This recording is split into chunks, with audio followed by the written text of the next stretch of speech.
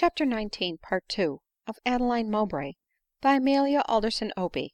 This recording is in the public domain. CHAPTER XIX. Part II. For the first 6 months the union promised well. Adeline was so assiduous to anticipate her husband's wishes, and contrived so many dainties for his table, which she cooked with her own hands, that Berrendale, declaring himself completely happy for the first time in his life, had not a thought or wish beyond his own fireside ; while Adeline, happy because she conferred happiness, was proud of the name of wife, which she had before despised, began to hope that her days would glide on in humble tranquillity. It was natural enough that Adeline should be desirous of imparting this change in her situation to Mrs Pemberton, whose esteem she was eager to recover, and whose kind intentions towards her, at a moment when she was incapable of appreciating them, Savanna had, with great feeling, expatiated upon. She therefore wrote to her according to the address which Mrs Pemberton had left for her, and received a most friendly letter in return. In a short time Adeline had again an expectation of being a mother ; and though she could not yet entertain for her husband more than cold esteem, she felt that as the father of her child he would insensibly become more dear to her. But Berrendale awoke from his dream of bliss on finding to what a large sum the bills for the half year's housekeeping amounted ; nor was he surprised without reason. Adeline, more eager to gratify Berrendale's palate than considerate as to the means, had forgotten that she was no longer at the head of a liberal establishment like her mother's, and had bought for the supply of the table many expensive articles. In consequence of this terrible discovery, Berrendale remonstrated very seriously with Adeline, who meekly answered, " My dear friend, good dinners cannot be had without good ingredients, and good ingredients cannot be had without money." " But, madam," cried Berrendale, knitting his brows, but not elevating his voice, for he was one of those soft speaking beings who, in the sweetest tones possible, can say the most heart wounding things, and give a mortal stab to your self love in the same gentle manner in which they flatter it, " there must have been great waste, great mismanagement here, or these expenses could not have been incurred." " There may have been both," returned Adeline, " for I have not been used to economize, but I will try to learn. But, I doubt, my dear Berrendale, you must endeavor to be contented with plainer food ; for not all the economy in the world can make rich gravies and high sauces cheap things." " Oh, care and skill do much," said Berrendale ;" and I find a certain person deceived me very much when he said you were a good manager." " He only said," replied Adeline, sighing deeply, " that I was a good cook, and that you yourself allow that. But I hope in time to please your appetite at less expense. As to myself, a little suffices me, and I care not how plain that food is." " Still, I think I have seen you eat with a most excellent appetite," said Berrendale with a very significant expression. Adeline, shocked at the manner more than at the words, replied in a faltering voice, " As a proof of my being in health, no doubt you rejoiced in the sight." " Certainly ; but less robust health would suit our finances better." Adeline looked up, wishing, though not expecting, to see by his face that he was joking ; but such serious displeasure appeared on it, that the sordid selfishness of his character was at once unveiled to her view ; and clasping her hands in agony, she exclaimed, " Oh, Glenmurray !" and ran into her own room. It was the first time she had pronounced his name since the hour of his death ; and now it was wrung from her by a sensation of acute anguish. No wonder then that the feelings which followed completely overcame her, and that Berrendale had undisputed and solitary possession of his supper. But he, on his side, was deeply irritated. The " Oh, Glenmurray !" was capable of being interpreted two ways ; either it showed how much she regretted Glenmurray and preferred him to his successor, in spite of the superior beauty of his person, of which he was very vain ; or it reproached Glenmurray for having recommended her to marry him. In either case it was an unpardonable fault ; and this unhappy conversation laid the foundation of future discontent. Adeline rose the next day dejected, pensive, and resolved that her appetite should never again, if possible, force a reproach from the lips of her husband. She, therefore, took care that whatever she provided for the table, besides the simplest fare, should be for Berrendale alone ; and she flattered herself that he would be shamed into repentance of what he had observed, by seeing her scrupulous self denial. She even resolved, if he pressed her to partake of his dainties, that she would, to show that she forgave him, accept what he offered. But Berrendale gave her no such opportunity of showing her generosity. Busy in the gratification of his own appetite, he never observed whether any other persons ate or not, except when by eating they curtailed his share of good things. Besides, to have an exclusive dish to himself was to him tout simple. He had been a pampered child, and being no advocate for the equality of the sexes, he thought it only a matter of course that he should fare better than his wife. Adeline, though more surprised and more shocked than ever, could not help laughing internally at her not being able to put her projected generosity in practice ; but her laughter and indignation soon yielding to contempt, she ate her simple meal in silence ; and while her pampered husband sought to lose the fumes of indigestion in sleep, she blessed God that temperance, industry, and health went hand in hand ; and retiring to her own room, sat down to write, in order to increase, if possible, her means of living, and consequently her power of being generous to others. But though Adeline resolved to forget, if possible, the petty conduct of Berrendale, the mulatto, who from the door being open had heard every word of conversation which had so disturbed Adeline, neither could nor would forget it ; and though she did not vow eternal hatred to her master, she felt herself very capable of indulging it, and from that moment it was her resolution to thwart him. Whenever he was present she was always urging Adeline to eat some refreshments between meals, and drink wine or lemonade, and tempting her weak appetite with some pleasant but expensive sweetmeats. In vain did Adeline refuse them. Sometimes they were bought, sometimes only threatened to be bought ; and once when Adeline had accepted some, rather than mortify Savanna by a refusal, and Berrendale by his accent and expression showed how much he grudged the supposed expense, the mulatto, snapping her fingers in his face, and looking at him with an expression of indignant contempt, exclaimed, " I buy dem and pay dem wid mine own money, and my angel lady sall not be obliged to you." This was declaration of war against Berrendale, which Adeline heard with anger and sorrow, and her husband with rage. In vain did Adeline promise that she would seriously reprove Savanna, who had disappeared, for her impertinence. Berrendale insisted on her being discharged immediately ; and nothing but Adeline's assurances that she, for slender wages, did more work than 2 other servants would do for enormous ones, could pacify his displeasure. But at length he was appeased ; and as Berrendale, from a principle of economy, resumed his old habit of dining out amongst his friends, getting good dinners by that means without paying for them, family expenses ceased to disturb the quiet of their marriage ; and after she had been 10 months a wife, Adeline gave birth to a daughter.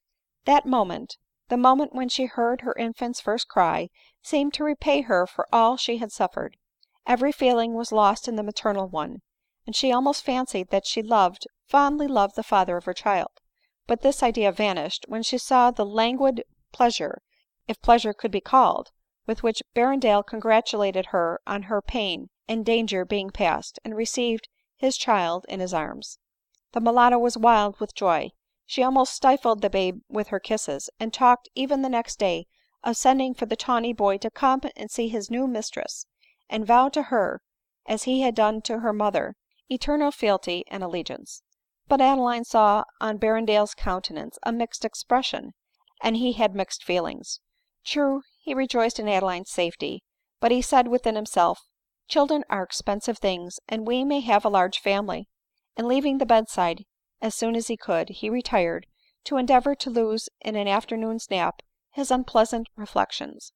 How different, thought Adeline, would have been his feelings and his expressions of them at such a time !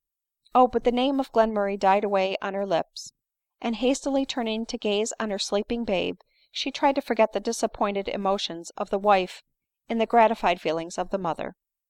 Still Adeline, who had been used to attentions, could not but feel the neglect of Berrendale. Even while she kept her room, he passed only a few hours in her society, but dined out ; and when she was well enough to have accompanied him on his visits, she found that he never even wished her to go with him, though the friends whom he visited were married, and he met, from his own confession, other ladies at their tables. She, therefore, began to suspect that Berrendale did not mean to introduce her as his wife. nay, she doubted whether he avowed her to be such ; and at last she brought him to own, that ashamed of having married what the world must consider as a kept mistress, he resolved to keep her still in the retirement to which she was habituated. This was a severe disappointment indeed to Adeline. She longed for the society of the amiable and accomplished of her own sex, and hoped that as Mr Berrendale's wife, that intercourse with her own sex might be restored to her which she had forfeited as the mistress of Glenmurray.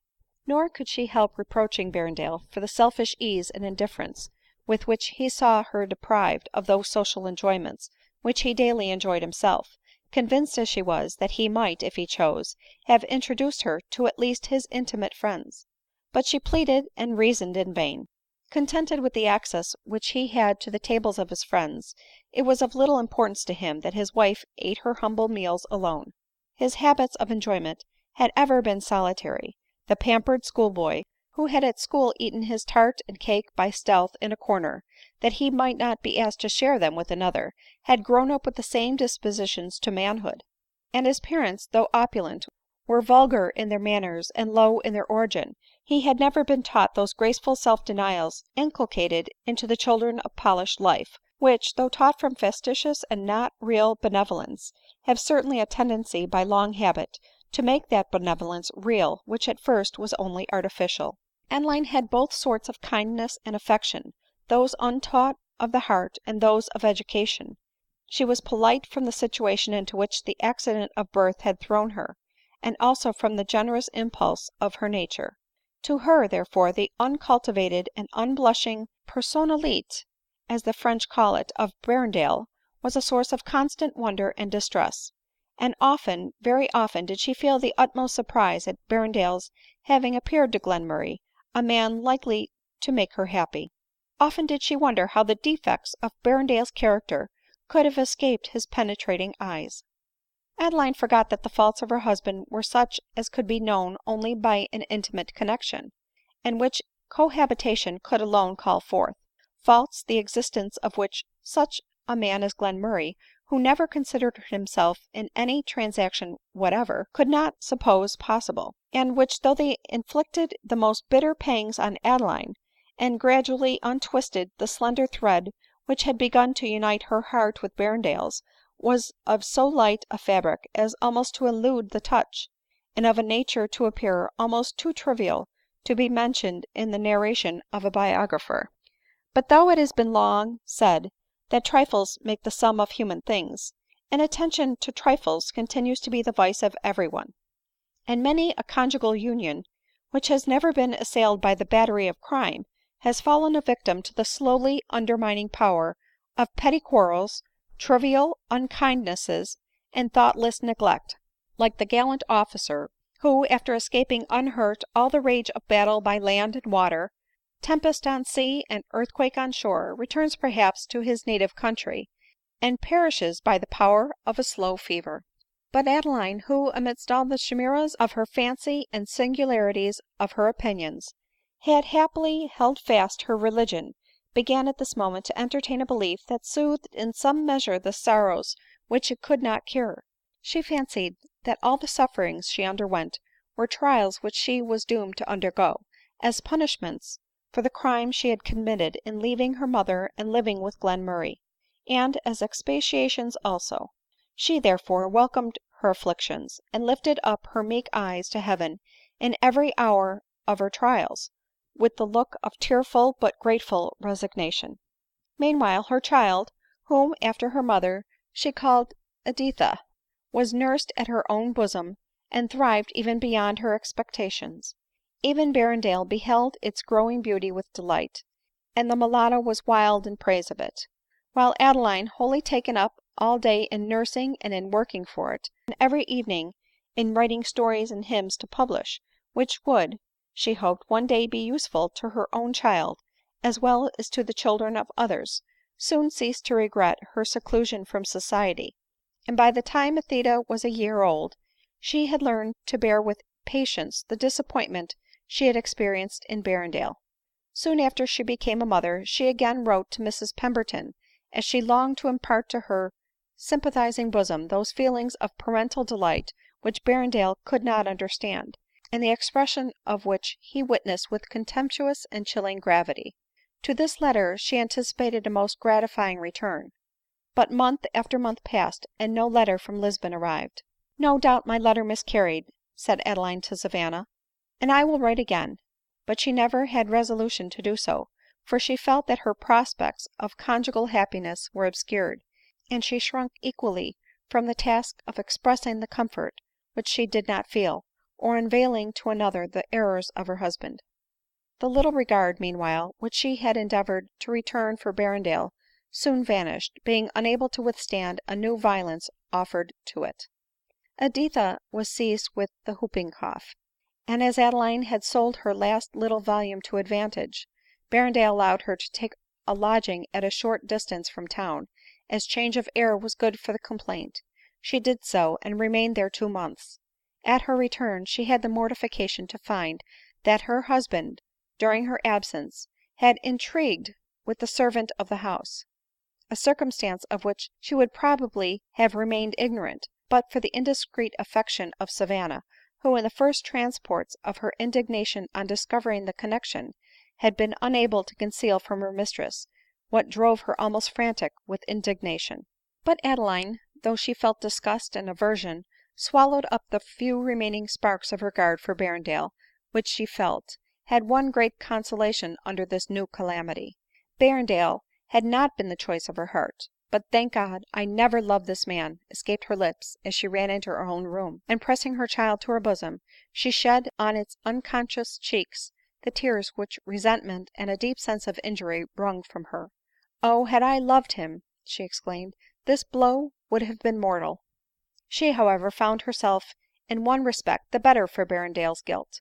Conscious that the mulatto was aware of what had passed, and afraid lest she should have mentioned her discovery to Adeline, Berrendale endeavored to make amends for his infidelity by attentions such as he had never shown her since the first weeks of his marriage ; and had she not been aware of the motive, the change in his behavior would have reawakened her tenderness.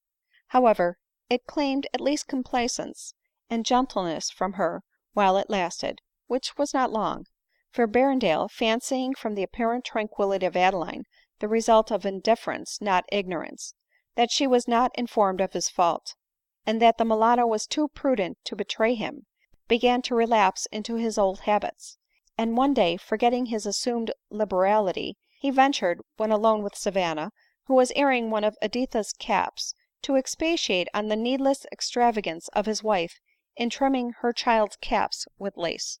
This was enough to rouse the quick feelings of the mulatto, and she poured forth all her long concealed wrath in a torrent of broken English, but plain enough to be well understood. " You, man," she cried at last, " you will kill her ! She pine at you no kindness ; and if she die, mind me, man, never you marry Aden. You marry forsooth ! You marry a lady, true bred lady like mine. No, man, you best get a cheap miss from de street and be content." But as she said this, and in an accent so provoking that Berrendale was pale and speechless with rage, Adeline entered the room ; and Savanna, self condemned already for what she had uttered, was terrified when Adeline, in a tone of voice unusually severe, said, " Leave the room ; you have offended me past forgiveness." These words, in a great measure, softened the angry feelings of Berrendale, as they proved that Adeline resented the insult offered to him as deeply as he could wish ; and with some calmness he exclaimed, " Then I conclude, Mrs Berrendale, that you will have no objection to discharge your mulatto directly." This conclusion, though a very natural one, was both a shock and a surprise to Adeline ; nor could she at first reply. " You are silent, madam," said Berrendale ;" what is your answer ? Yes or no ?"" Yes, certainly," faltered out Adeline. " She ought to go — I mean that she has used very improper language to you ; and therefore a wife who resents, as she ought to do, injuries offered to her husband, cannot hesitate for a moment to discharge her." " True, very true in some measures," replied Adeline ;" but "" But what ?" demanded Berrendale.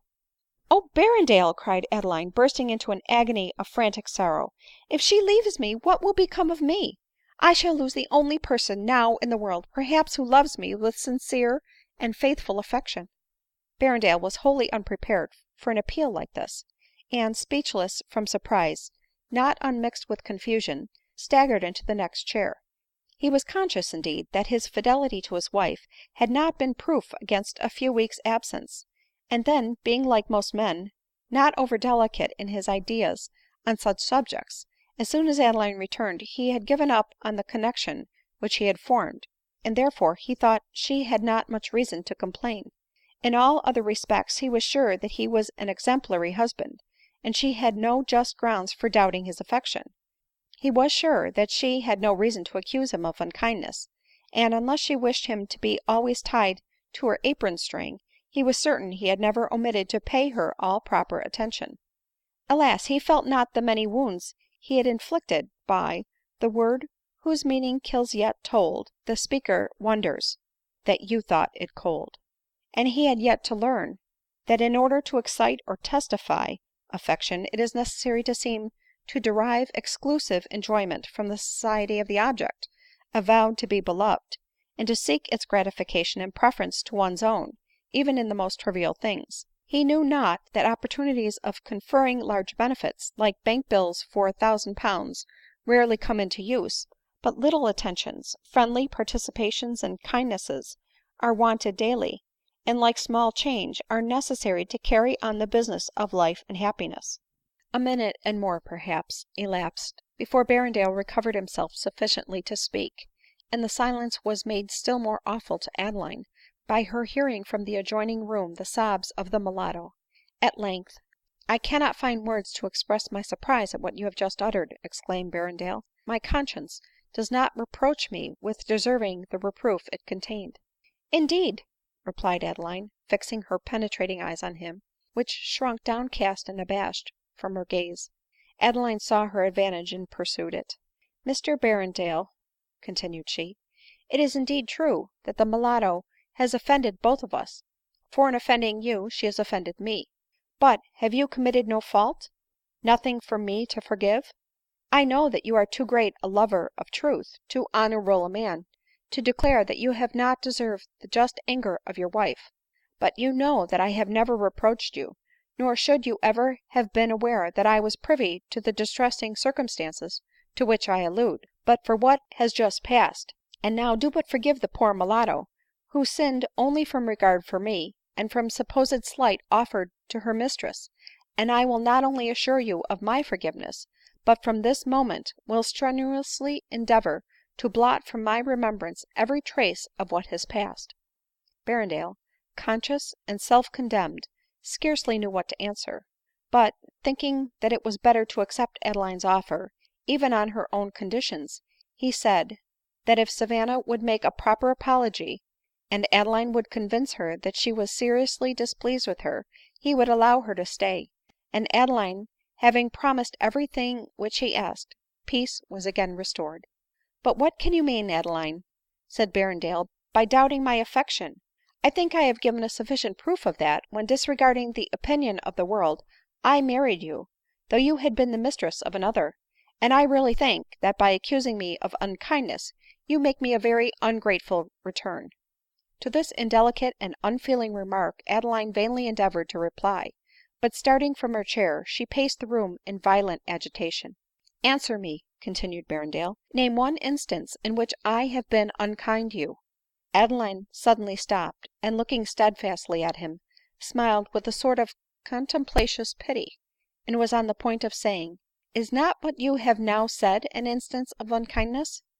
But she saw that the same want of delicacy, and of the fine moral tact which led him to commit this and similar assaults on her feelings, made him unconscious of the violence which he offered.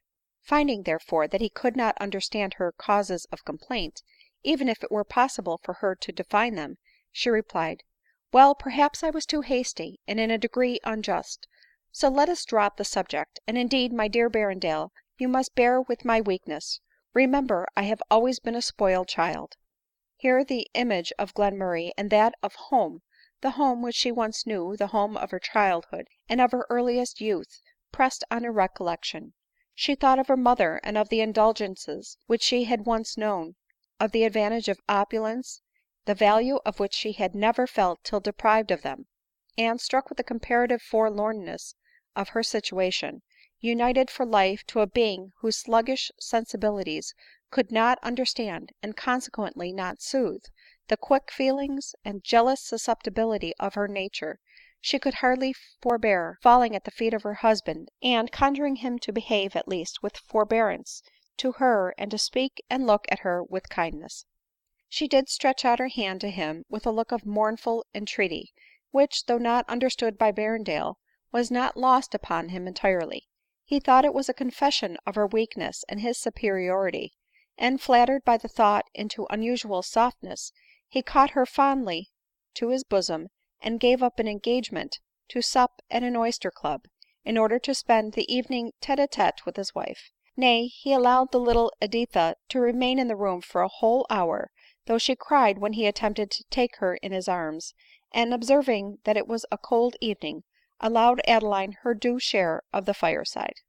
These circumstances, trivial as they were, had more than their due effect on Adeline, whose heart was more alive to kindness than unkindness, and whose paltry attentions, of which happy wives would not have been conscious, were to her a source of feigned pleasure, as sailors are grateful, after a voyage unexpectedly long, for the muddy water which at their first embarking they would have turned from with disgust.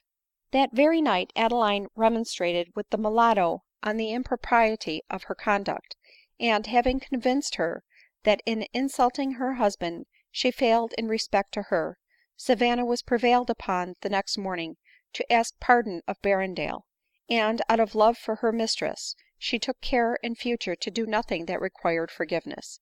As Adeline's way of life admitted of but little variety, Berrendale having persisted in not introducing her to his friends, on the plea of not being rich enough to receive company in return, I shall pass over her in silence what occurred to her till Editha was 2 years old, premising that a series of little injuries on the part of Berrendale, and a quick resentment of them on the part of Adeline, which not even her habitual good humor could prevent, had during the time nearly eradicated every trace of love for each other from their hearts. One evening, Adeline, as usual, in the absence of her husband, undressed Editha by the parlor fire, and, playing with the laughing child, was enjoying the rapturous praises which Savanna put forth of its growing beauty, while the tawny boy, who had spent the day with them, built houses with cards on the table, which Editha threw down as soon as they were built, and he with good humored perseverance raised up again.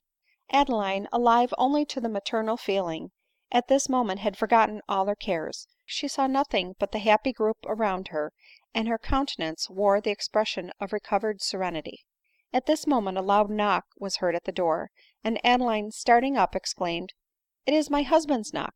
" Oh no, he never come so soon," replied the mulatto, running to the door ; but she was mistaken, it was Berrendale ; and Adeline, hearing his voice, began instantly to snatch up Editha's clothes, and to knock down the tawny boy's newly raised edifice ; but order was not restored when Berrendale entered, and, with a look and tone of impatience, he said, " So, fine confusion indeed ! Here's a fireside to come to ! Pretty amusement too for a literary lady, building houses of cards. Shame on your extravagance, Mrs Berrendale, to let that brat spoil cards in that way." The sunshine of Adeline's countenance on hearing this vanished. To be sure she was accustomed to such speeches, but the moment before she had felt happy, for the first time perhaps for years. She however replied not ; but, hurrying Editha to bed, ordered the reluctant tawny boy into the kitchen, and setting Berrendale's chair, as usual, in the warmest place, she ventured in a faint voice to ask what brought him home so early. " More early than welcome," replied Berrendale, " if I may judge from the bustle I have occasioned." " It is very true," replied Adeline, " that, had I expected you, I should have been better prepared for your reception, and then you perhaps would have spoken more kindly to me." " There you go again ! If I say but a word to you, then I am called unkind, though, God knows, I never speak without provocation ; and I declare I came home in the best humor possible, to tell you what may turn out of great benefit to us both ; but when a man has an uncomfortable home to come to, it is enough to put him out of humor." The mulatto, who was staying to gather up the cards which had fallen, turned herself round on hearing this, and exclaimed, " Home was very comfortable till you come !"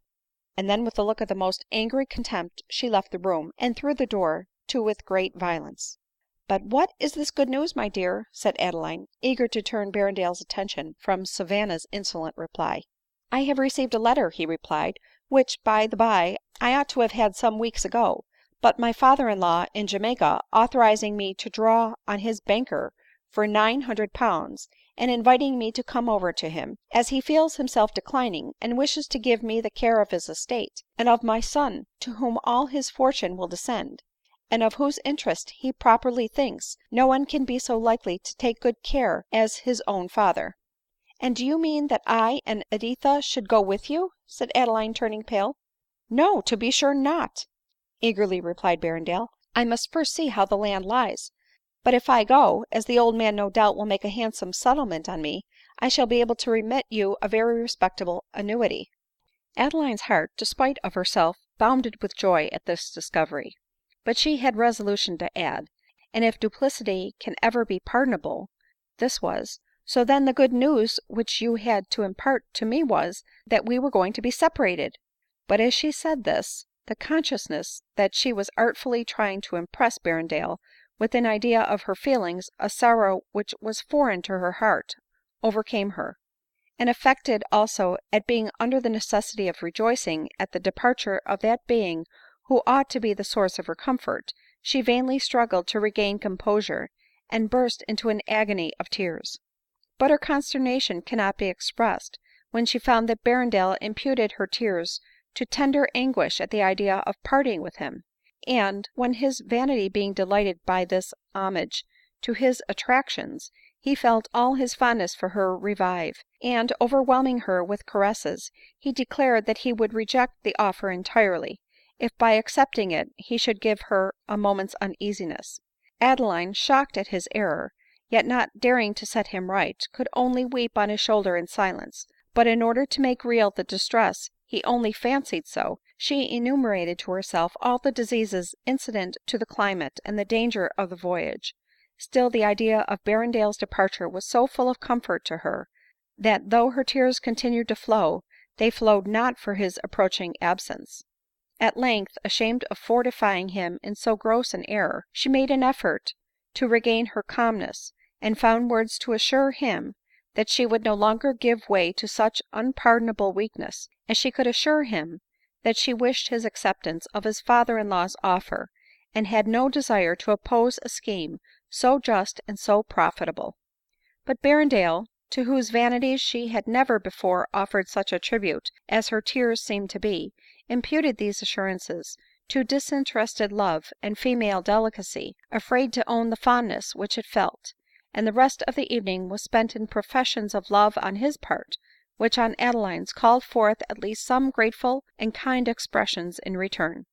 Still, however, she persisted in urging Berrendale to go to Jamaica ; but at the same time she earnestly begged him to remember that temperance could alone preserve his health in such a climate. " Or the use of pepper in great quantities," replied he, " to counteract the effects of good living ?"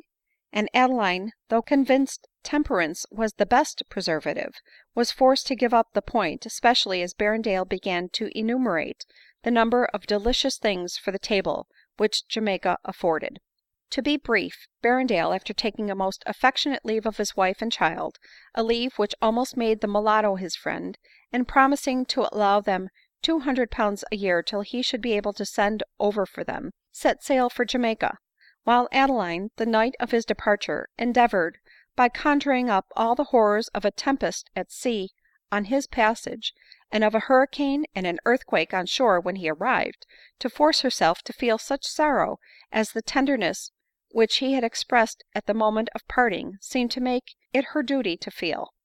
But morning came, and with it a feeling of liberty and independence so delightful, that she no longer tried to grieve on speculation as it were, but giving up her whole soul to the joys of maternal fondness, she looked forward with pious gratitude to days of tranquil repose, save when she thought with bitter regret of the obdurate anger of her mother, and with a tender regret of the lost and ever lamented Glenmurray. Berrendale had been arrived at Jamaica some months, when Adeline observed a most alarming change in Savanna. She became thin, her appetite entirely failed, and she looked the image of despondence. In vain did Adeline ask the reason of a change so apparent. The only answer she could obtain was, " Me better soon ;" and continuing every day to give this answer, she in a short time became so languid as to be obliged to lie down half the day.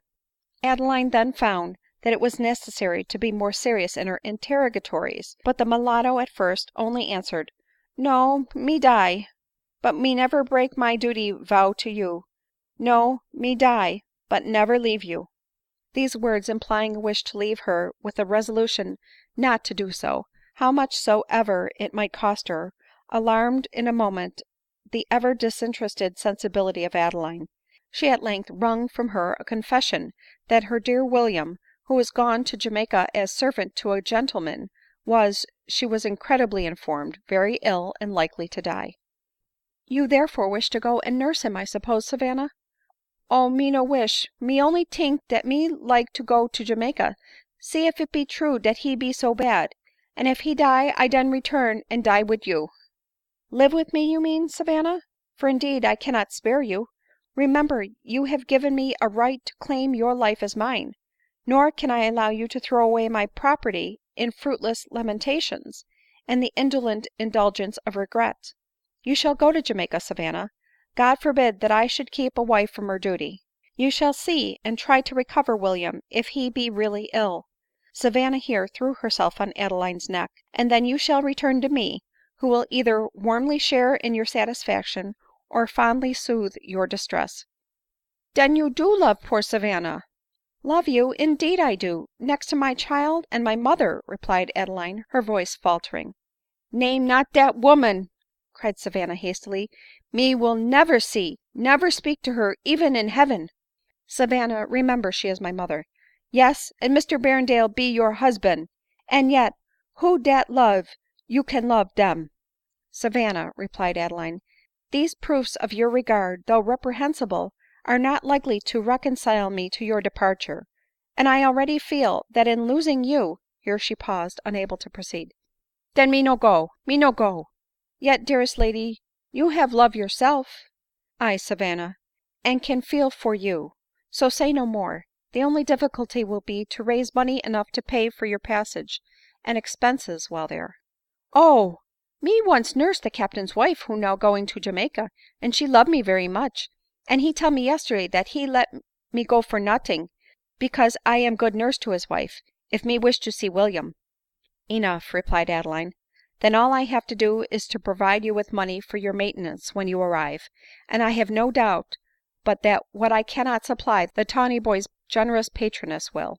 Adeline was not mistaken. Savanna obtained from her son's benefactress a sum equal to her wants, and almost instantly restored to her wonted health, by her mind's being lightened of the load which oppressed it, she took her passage on board her friend's vessel, and set sail for Jamaica, carrying with her letters from Adeline to Berrendale, while Adeline felt the want of Savanna in various ways so forcibly, that not even Editha could, for a time at least, console her for her loss. It had been so grateful to her feelings to meet every day the eyes of one being fixed with never varying affection on hers, that when she beheld those eyes no longer, she felt alone in the universe ; nor had she a single female friend to whom she could turn for relief or consolation. Mrs Beauclerc, to whose society she had expected to be restored by her marriage, had been forced to give up all intercourse with her, in compliance with the peremptory wishes of a rich old maid, from whom her children had great expectations, and who threatened to leave her fortune away from them, if Mrs Beauclerc persisted in corresponding with a woman so bad in principle and so wicked in practice as Adeline appeared to her to be. But at length, from a mother's employments, from writing, and above all from the idea that by suffering she was making atonement for her past sins, she derived consolation, and became resigned to every evil that had befallen, and to every evil that might still befal her. Perhaps she did not consider as an evil what now took place — increasing coldness in the letters of Berrendale, till he said openly at last, that as they were, he was forced to confess, far from happy together, and as the air of Jamaica agreed with him, and as he was resolved to stay there, he thought she had better remain in England, and he would remit her as much money occasionally as his circumstances would admit of. But she thought this a greater evil than at first appeared, when an agent of Berrendale's father-in-law in England, and a friend of Berrendale himself, called on her, pretending that he came to inquire concerning her health, and raised in her mind suspicions of a very painful nature. After the usual compliments, " I find, madam," said Mr Drury, " that our friend is very much admired by the ladies in Jamaica." " I am glad to hear of it, sir," coolly answered Adeline. " Well, that's kind of generous now," replied Drury, " and very disinterested. I see no virtue, sir, in my rejoicing at what must make Mr Berrendale's abode in Jamaica pleasant to him." " May be so ; but most women, I believe, would be apt to be jealous on the occasion. But it has been the study of my life, sir, to endeavor to consider my own interest, when it comes in competition with another's, as little as possible. I doubt I have not always succeeded in my endeavors, but on this occasion I am certain that I have expressed no sentiment which I do not feel." " Then, madam, if my friend should have opportunity, as indeed I believe he has, of forming a most agreeable and advantageous marriage, you would not try to prevent it ?"" Good heavens, sir !" replied Adeline, " what can you mean ? Mr Berrendale form an advantageous marriage when he is already married to me !"" Married to you, ma'am ?" answered Mr Drury with a look of incredulity. " Excuse me, but I know that such a marriage as yours may be easily dissolved." At first Adeline was startled at this assertion ; but recollecting that it was impossible any form or ceremony should have been wanting at the marriage, she recovered herself, and demanded with an air of severity what Mr Drury meant by so alarming and ill-founded a speech. " My meaning, ma'am," replied he, " must be pretty evident to you. I mean that I do not look upon you, though you bear Mr Berrendale's name, to be his lawful wife ; but that you live with him on the same terms on which you lived with Mr Glenmurray." " And on what, sir, could you build such an erroneous supposition ?""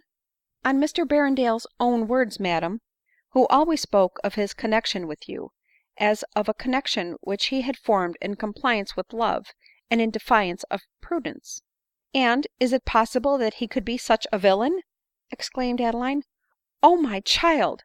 and does thy father brand thee with the stain of illegitimacy ? But, sir, whatever appellation Mr Berrendale might choose to give his union with me to his friends in England, I am sure he will not dare to incur the penalty of attendant on a man's marrying one wife while he has another living ; for that I am his wife, I can bring pretty sufficient evidence to prove." " Indeed, madam, you can produce a witness of the ceremony, then, I presume ?"" No, sir ; the women who attended me to the altar, and to the clergyman who married us, are dead, and the only witness is a child now only 10 years old." " That is unfortunate," with a look of incredulity ;" but no doubt when you hear that Mr Berrendale is married to a West Indian heiress, you will come forward with incontrovertible proofs of your prior claims ; and if you do that, madam, you may command my good offices ; but till then I humbly take my leave." Saying this with a very visible sneer on his countenance he departed, leaving Adeline in a state of distress, the more painful to endure from her having none to participate in, no one to whom she could impart the cause of it.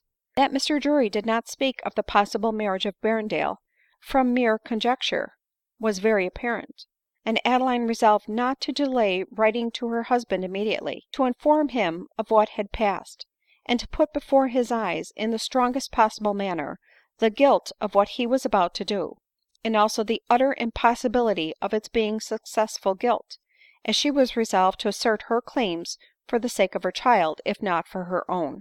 This letter she concluded, and with truth too, with protestations of believing all Mr Drury said to be false ; for indeed the more she considered Berrendale's character, the more she was convinced that, however selfish and defective his disposition might be, it was more likely Mr Drury should be mistaken, than Berrendale to be a villain. But, where a man's conduct is not founded on virtuous motives and immutable principles, he may not err while temptation is absent ; but once expose him to her presence, and he is capable of falling into the very vices the most abhorrent to his nature ; and though Adeline knew it not, such a man was Berrendale. Adeline, having relieved her mind by this appeal to her husband, and being assured that Berrendale could not be married before her letter could reach him, as it was impossible that he should dare to marry while the mulatto was in the very town near which he resided, felt herself capable of attending to her usual employments again, and had recovered her tranquillity when an answer to her letter arrived ; and Adeline, being certain that the letter itself would be proof of the marriage, had resolved to show it in justification of her claims to Mr Drury. What then must have been her surprise to find it exactly such a letter as would be evidence against a marriage between her and Berrendale having ever taken place. He thanked her for the expressions of fond regret which her letter contained, and for the many happy hours which he owed to her society, but hoped that as fate had now separated their destinies, she could be as happy without him as she had been with him ; and assuring her that he should, according to his promise, regularly remit her £150 a year if possible, but that he could at present only enclose a draft for £50. Adeline was absolutely stupefied with horror at reading this apparent confirmation of the villany of her husband and the father of her child ; but roused to indignant exertion by the sense of Berrendale's baseness, and of what she owed her daughter, she resolved to take counsel's opinion in what manner she should proceed to prove her marriage, as soon as she was assured that Berrendale's, which she had no doubt was fixed upon, should have taken place ; and this intelligence she received a short time after from the mulatto herself, who, worn out with sorrow, sickness, and hardship, one day tottered into the house, seeming as if she indeed only returned to die with her mistress.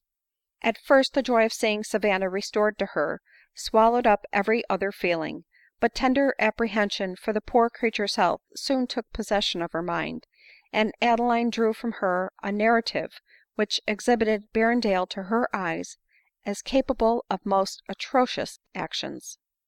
CHAPTER XX. Recording by Pam Moscato.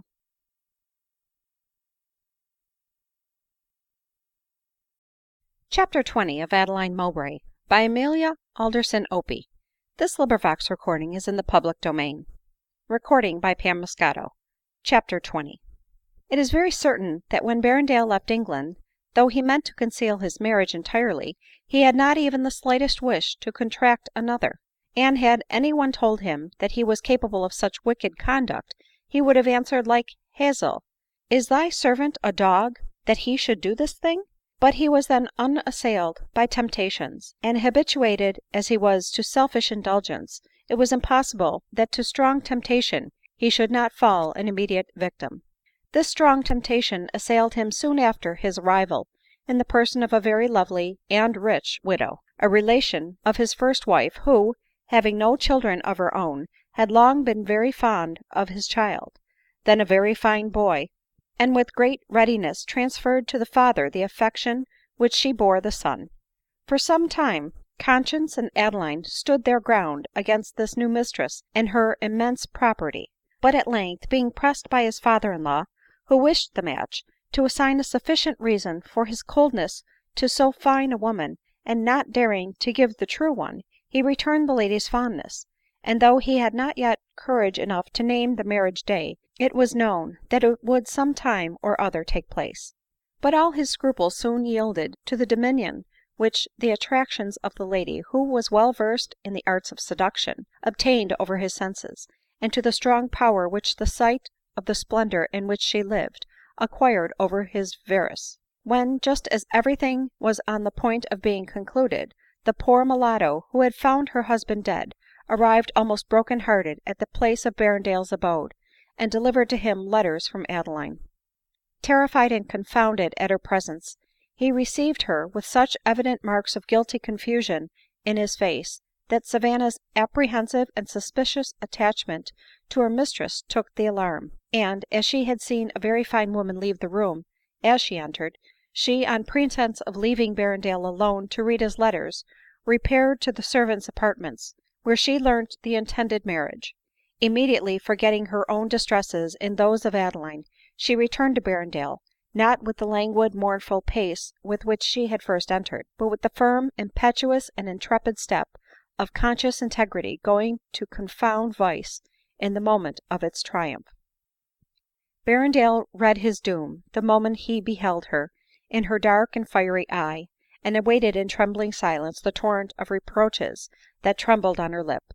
But I shall not repeat what passed. Suffice that Berrendale pretended to be moved by what she said, and promised to break off the marriage, only exacting from Savanna in return a promise of not imparting to the servants, or to any one, that he had a wife in England. In the meantime, while he commended her most affectionately to the care of the steward, and confessing to his intended bride that he had a mistress in England, who had sent the mulatto over to prevent the match if possible, by persuading her he was already married, he conjured her to consent to a private marriage, and to prevent some dreadful scene occasioned by the revenge of disappointed passion, should his mistress, as she had threatened, come over in person, he entreated her to let every splendid preparation for their nuptials be laid aside, in order to deceive Savanna, and induce her to return quietly to England. The credulous woman, too much in love to believe what she did not wish, consented to all he proposed ; but Berrendale, still fearful of the watchful jealousy of Savanna, contrived to find out the master to whom she belonged before she had escaped early in life with her first husband to England, and as she had never been made free, as soon as he arrived, he, on a summons from Berrendale, seized her as his property, and poor Savanna, in spite of her cries and struggles, was conveyed some miles up the country. At length, however, she found means to escape to the coast, and having discovered an old acquaintance in an English sailor on board a vessel then ready to sail, and who had great influence with the captain, she was by him concealed on board, with the approbation of the commander, and was on her way to England before Berrendale was informed of her escape. I will not endeavor to describe Adeline's feelings on hearing this narration, and on finding also that Savanna, before she left the island, had been assured that Berrendale was really married, though privately, but that the marriage could not long be attempted to be concealed, as the lady, even before it took place, was likely to become a mother, and that a large estate depended on her giving birth to a son, an event of her confinement that was looked for with great anxiety.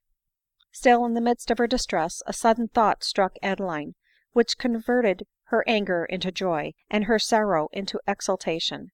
" Yes, my mother may now forgive me without violating any part of her oath," she exclaimed. " I am now forsaken, despised, and disgraced." And instantly she wrote to Mrs Mowbray a letter calculated to call forth all her sympathy and affection. Then, with a mind relieved beyond expression, she sat down to deliberate in what manners she should act to do herself justice as a wife and a mother, cruelly aggrieved in both these intimate relations. Nor could she persuade herself that she should act properly by her child, if she did not proceed vigorously to prove herself Berrendale's wife, and substantiate Editha's claim to his property. And as Mr Langley was, she knew, a very great lawyer, she resolved, in spite of his improper conduct to her, to apply to him again.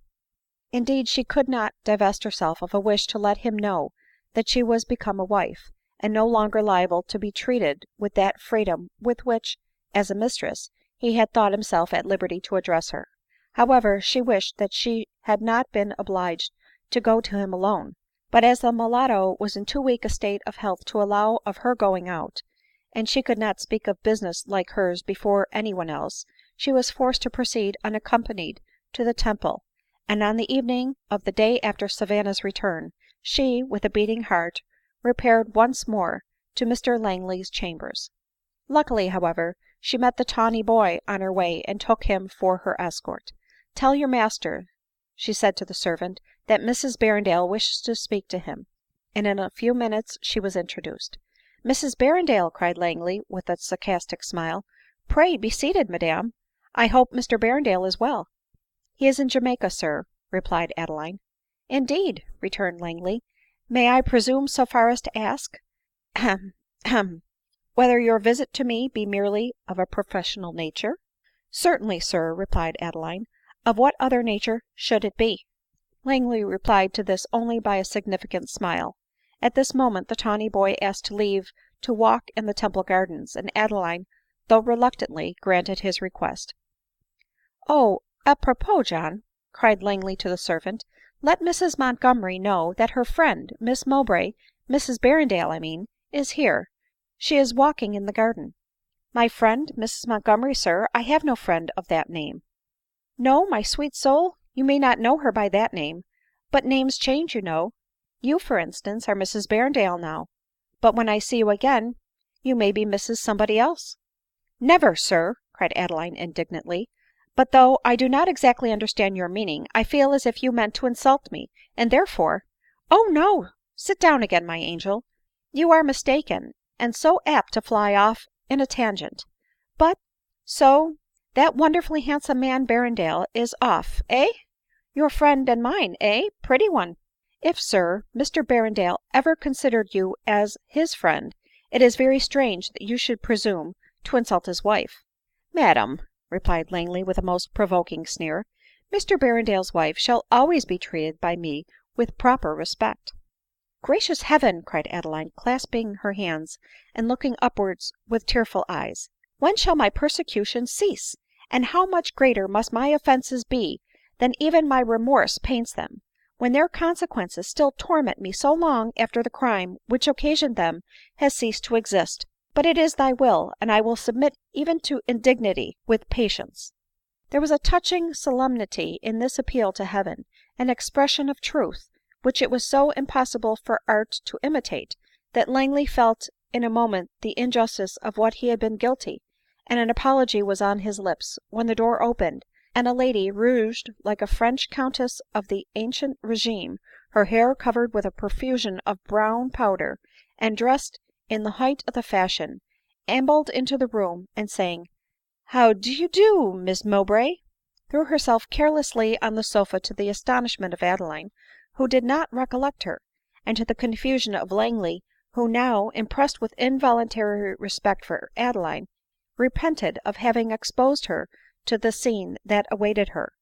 But to prevent it was impossible ; he was formed to be the slave of woman, and had not courage to protect another from the insolence to which he had tamely yielded himself. Adeline at first did not answer this so distant acquaintance of hers ; but in looking at her more attentively, she exclaimed, " What do I see ? Is it possible that this can be Mary Warner ?"" Yes it is, my dear, indeed," replied she with a loud laugh, " Mary Warner, alias Mrs Montgomery, as you know, are Miss Mowbray, alias Mrs Berrendale." Adeline, incapable of speaking, only gazed at her in silence, but with a countenance more in sorrow than in anger. " But come, sit down, my dear," cried Mary ;" no ceremony, you know, among friends and equals, you know ; and you and I have been mighty familiar, you know, before now. The last time we met you called me woman, you know." " Yes, woman, says you, and I have not forgotten it, I assure you," she added with a sort of loud hysterical laugh, and a look of the most determined malice. " Come, come, my dear Montgomery," said Langley, " and must forget and forgive. I dare say Miss Mowbray, that is to say Mrs Berrendale, did not mean "" What should you know about the matter, Lang ?" replied Mary. " I wish you would mind your own business, and let me talk to my dumb friend here. Well, I suppose you are quite surprised to see how smart I am, seeing as how I once overheard you say to Glenthingamy, how very plain Mary is, though to be sure it was never a barrel the better herring, and 'twas the kettle in my mind calling the pot — eh, Lang ?" Here was the clue to the inveterate dislike which the unhappy girl had conceived against Adeline. So true is it, that little wounds inflicted on the self love are never forgotten or forgiven ; and that it is safer to censure the morals of acquaintances than to ridicule them on their dress, or laugh at a defect in their person. Adeline, indeed, did not mean that her observation should be overheard by the object of it ; still she was hated ; but many persons make mortifying remarks purposely, and yet wonder that they have enemies. Motionless and almost lifeless, Adeline continued to stand and to listen, and Mary went on, " Well, but I thank you for one thing ; you taught me that marriage was all nonsense, you know ; and so, thought I, Miss Mowbray is a learned lady, she must know best, and so I followed your example — that's all, you know." This dreadful information roused the feelings of Adeline even to frenzy, and with a shriek of anguish she seized her hand, and conjured her by all her hopes of mercy to retract what she had said, and not to let her depart with the horrible consciousness of having been the means of plunging a fellow being into the vice and ignominy. A loud unfeeling laugh, and an exclamation of "the woman is mad," was all the answer to this. " This, then, is the completion of my sufferings," cried Adeline ;" this only was wanted to complete the misery of my remorse." " Good God ! this is too much," exclaimed Langley. " Mary, you know very well that —"" Hold your tongue, Lang ; you know nothing about the matter. It is all nothing but that Miss Mowbray, like a lawyer, can change sides, you see, and attack one day what she defended the day before, you know ; and she have made you believe that she think now being kept a shameful thing." " I do believe so," hastily replied Adeline ;" and if it be true that my sentiments and my example led you to adopt your present guilty mode of life, oh, save me from the pangs of remorse which I now feel, by letting my present example recall you from the paths of error to those of virtue." " Well pleaded !" cried the cold hearted Mary. " Lang, you could not have done so well." " Not up to that." " Mrs Montgomery," said Langley with great severity, " if you cannot treat Mrs Berrendale with more propriety and respect, I must beg you to leave the room. She has come to speak to me on business, and "" I shan't stir, for all that ; and mark me, Lang, if you turn me out of the room, you know, curse me if ever I enter it again." " But your little boy may want you ; you have left him now some time." " Aye, that may be true, to be sure, poor little dear. Have you any family, Miss Mowbray ?" when, without waiting for an answer, she added, " My little boy have got the small pox very bad, and has been likely to die from convulsion fits, you know. Poor dear, I had been nursing it so long that I could not bear the stench of the room, and so I was glad, you know, to come and get a little fresh air in the gardens." At this speech Adeline's fortitude entirely gave way. Her child had not had the small pox, and she had been for some minutes in reach of the infection ; and with a look of horror, forgetting her business and every thing but Editha, she was on the point of leaving the room, when a servant hastily entered, and told Mary that her little boy was dead. At hearing this, even her cold heart was moved, and, throwing herself back on the sofa, she fell into a strong hysteric ; while Adeline, losing all remembrance of her insolence in her distress, flew to her assistance, and, in pity for a mother weeping the loss of her infant, forgot for a moment that she was endangering the life of her own child. Mr Langley, meantime, though grieved for the death of the infant, was alive to the generous forgiving disposition which Adeline evinced, and could not help exclaiming, " Oh, Mrs Berrendale, forgive us ; we deserved not such kindness at your hands." And Adeline, wanting to loosen the tight stays of Mary, and not choosing to undress her before such a witness, coldly begged him to withdraw, advising him at the same time to go and see whether the child was really dead, as it might possibly only appear so. Revived by this possibility, Mr Langley left Mary to the care of Adeline, and left the room. But whether it was that Mary had a mind to impress her lover and the father of her child with an idea of her sensibility, or whether she had overheard Adeline's supposition, certain it is, that as soon as Langley went away and Adeline began to unlace her stays, she hastily recovered, and declared her stays should remain as they were ; but still exclaiming about her poor dear Benny, she kept her arms closely clasped around Adeline's waist, and reposed her head to her bosom. Adeline's fears and pity for her being thus allayed, she began to have leisure to feel and fear for herself; and the idea, by being in such close contact with Mary, she was imbibing so much of the disease as must inevitably communicate it to Editha, recurred so forcibly to her mind, that, begging for God's sake she would loose her hold, she endeavored to break from the arms of her tormentor. But in vain. As soon as Mary saw that Adeline wished to leave her, she was the more eager to hold her fast, and protesting she should die if she had the barbarity to leave her alone, she only hugged her the closer. " Well, then, I'll try to stay till Mr Langley returns," cried Adeline. But some minutes elapsed, and Mr Langley did not return ; and then Adeline, recollecting that when he did return he would come fresh fraught with the pestilence from the dead body of his infant, could no longer master her feelings, but screaming wildly, " I shall be the death of my child. For God's sake let me go." She struggled with the determined Mary. " You will drive me mad if you detain me," cried Adeline. " You will drive me mad if you go," replied Mary, giving way to a violent hysterical scream, while with successful strength she parried all Adeline's endeavors to break from her. But what can resist the strength of frenzy and despair? Adeline at length worked up to madness by the fatal control exercised over her by one great effort, threw the sobbing Mary from her, and, darting down stairs with the rapidity of frenzy, nearly knocked down Mr Langley in her passage, who was coming to announce the restoration of the little boy.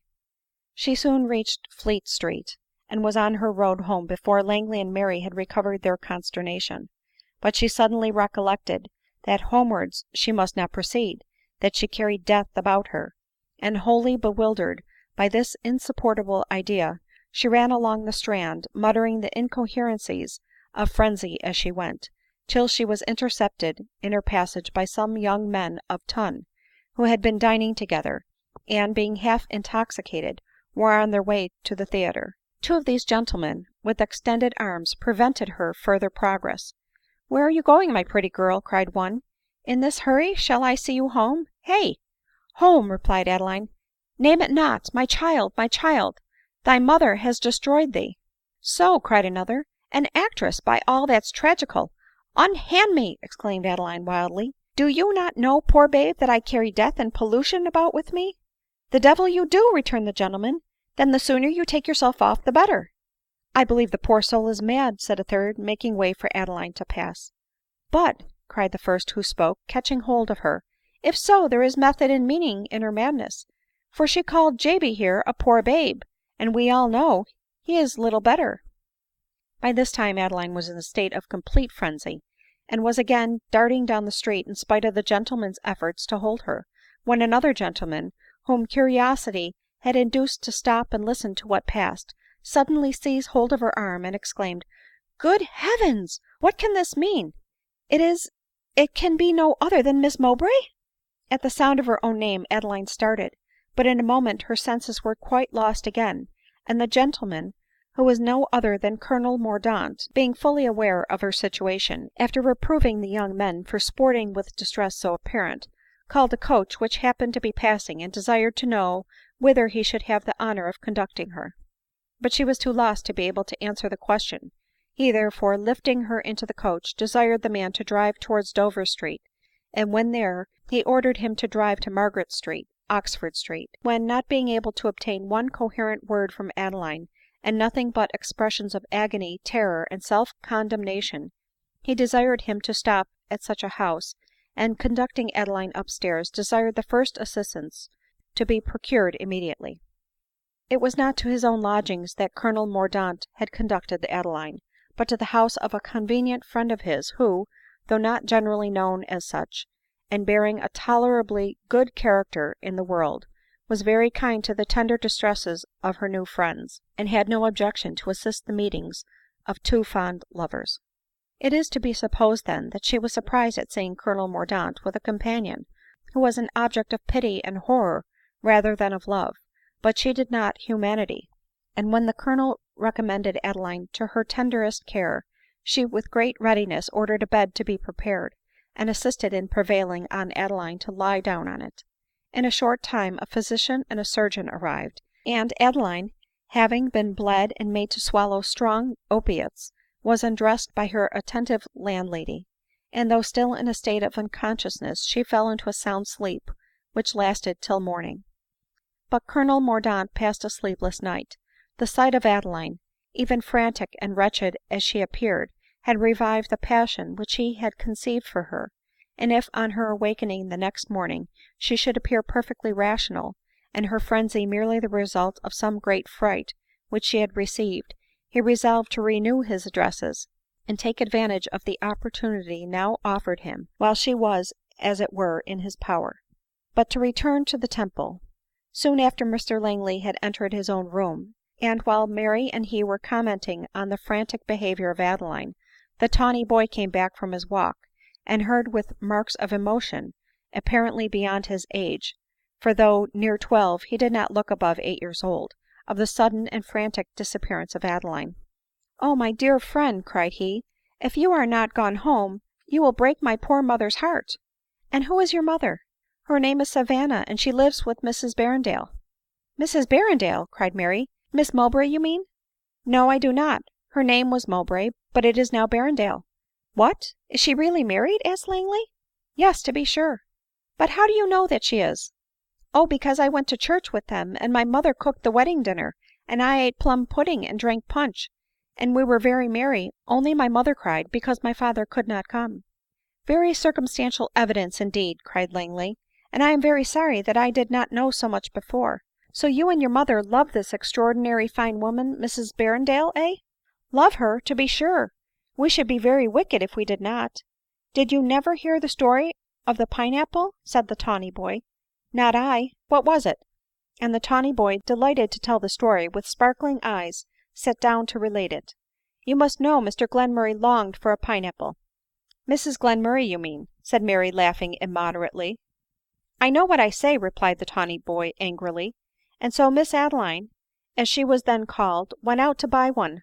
Well, and so she met my poor father going to prison, and I was crying after her, and so —" Here he paused, and bursting into tears exclaimed, " And perhaps she is crying herself now, and I must go and see for her directly." " Do so, my fine fellow," cried Langley. " You had better go home, tell your mother what has passed, and tomorrow," accompanying him down stairs, and speaking in a low voice, " I will either write a note of apology, or call on Mrs Berrendale myself." The tawny boy instantly set off, running as fast as he could, telling Langley first, that if any harm had happened to his friend, both he and his mother should lie down and die.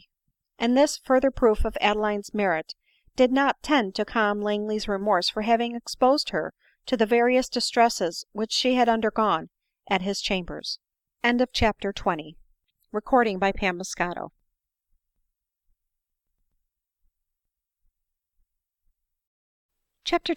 Of Adeline Mowbray, by Amelia OPIE. This recording is in the public domain. Moscato. CHAPTER XXI. Adeline awoke early the next morning perfectly sane, though weakened by the exertions which she had experienced the night before, and saw with surprise and alarm that she was not in her own lodging. But she had scarcely convinced herself that she was awake, when Mrs Selby, the mistress of the house, appeared at her bedside, and seeing what was passing in her mind by her countenance, explained to her as delicately as she could the situation in which she had been brought there. " And who brought me hither ?" replied Adeline, dreadfully agitated, as the remembrance of what had passed by degrees burst upon her. " Colonel Mordaunt of the Life Guards," was the answer ; and Adeline was shocked to find that he was the person to whom she was under so essential an obligation.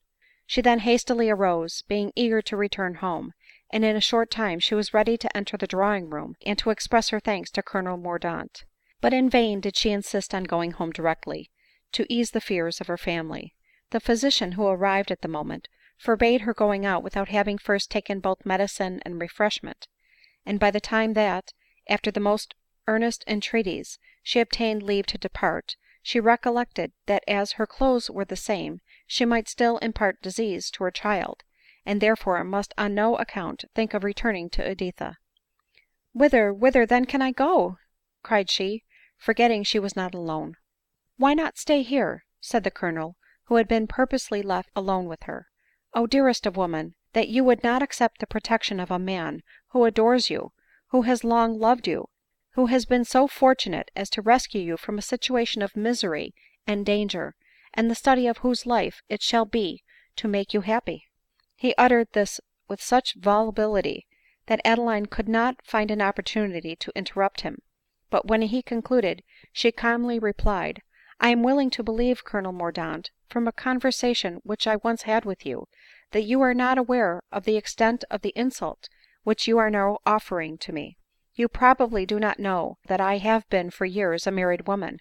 Colonel Mordaunt started and turned pale at this intelligence, and in a faltering voice replied that he was, indeed, a stranger to her present situation ; for that, libertine as he confessed himself to be, he had never yet allowed himself to address the wife of another.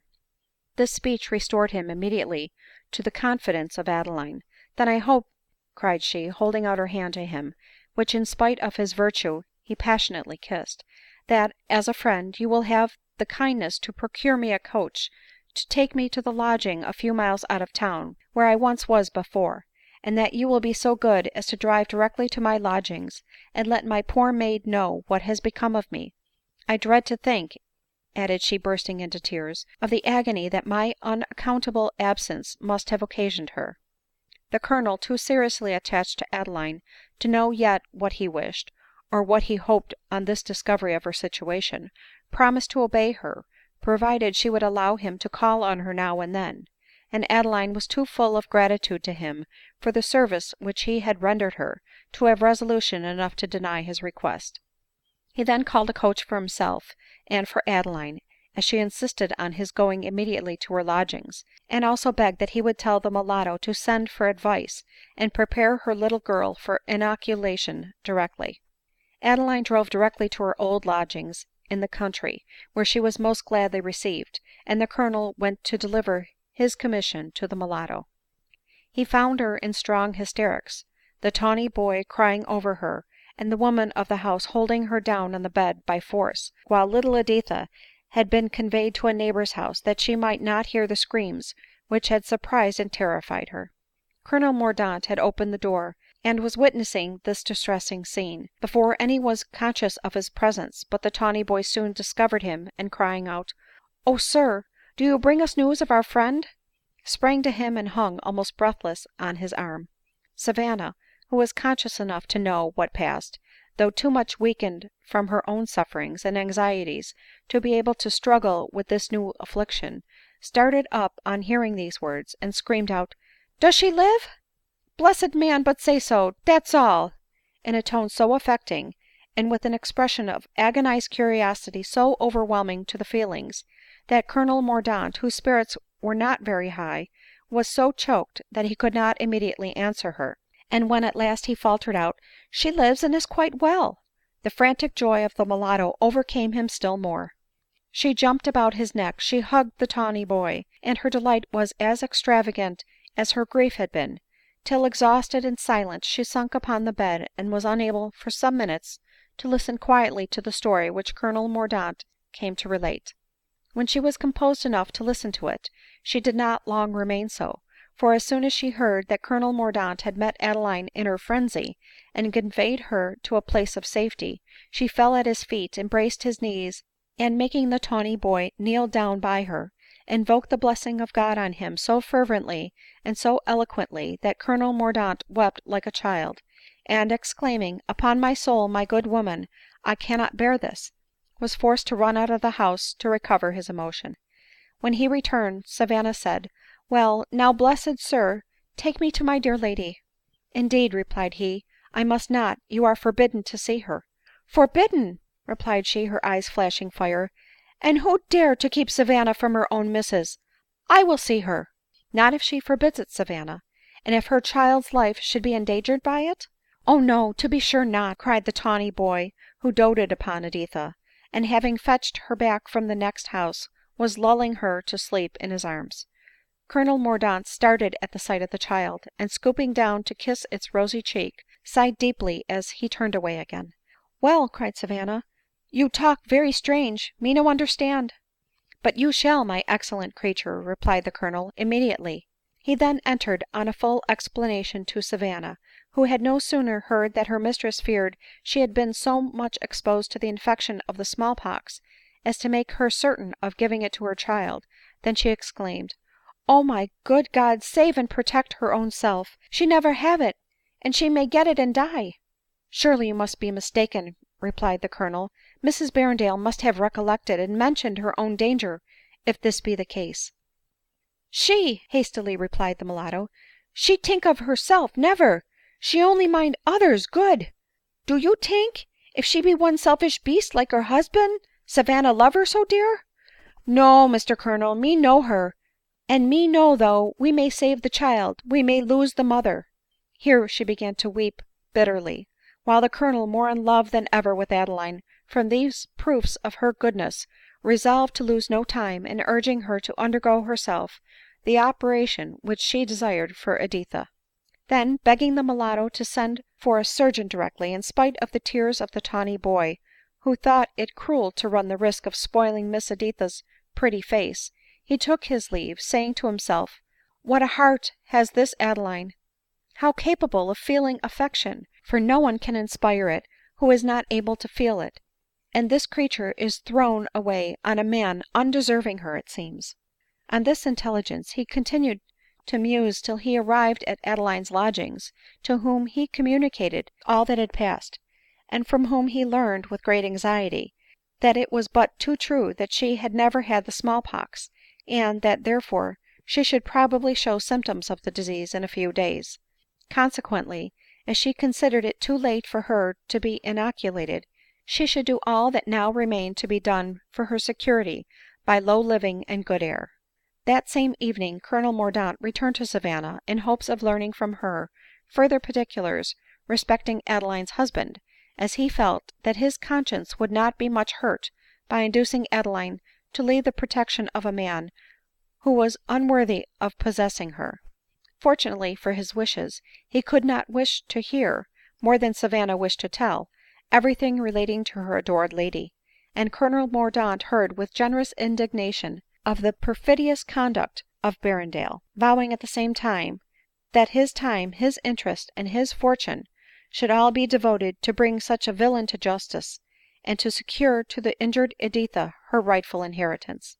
The mulatto was in raptures. She told Colonel Mordaunt that he was a charming man, and infinitely handsomer than Berrendale, though she must own he was very good to look at ; and she wished with all her soul that Colonel Mordaunt was married to her lady, for then she believed she would have never known sorrow, but been as happy as the day was long.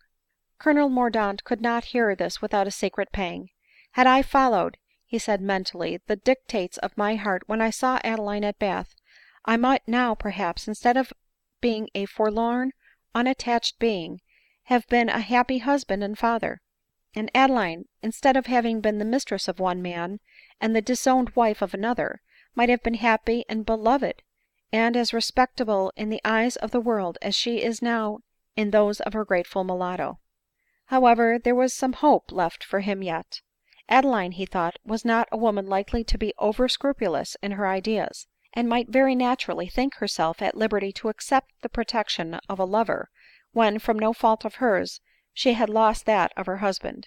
It is natural to suppose that while elevated with these hopes he did not fail to be very constant in his visits to Adeline, and that at length, more led by passion than policy, he abruptly, at the end of 10 days, informed Adeline that he knew her situation, and that he trusted that she would allow him to hope that in due time his love, which had been proof against time, absence, and disdain, would meet with reward ; and that on his settling a handsome income on her and her child for their joint lives, she would allow him to endeavor to make her as happy as she, and she only, could make him.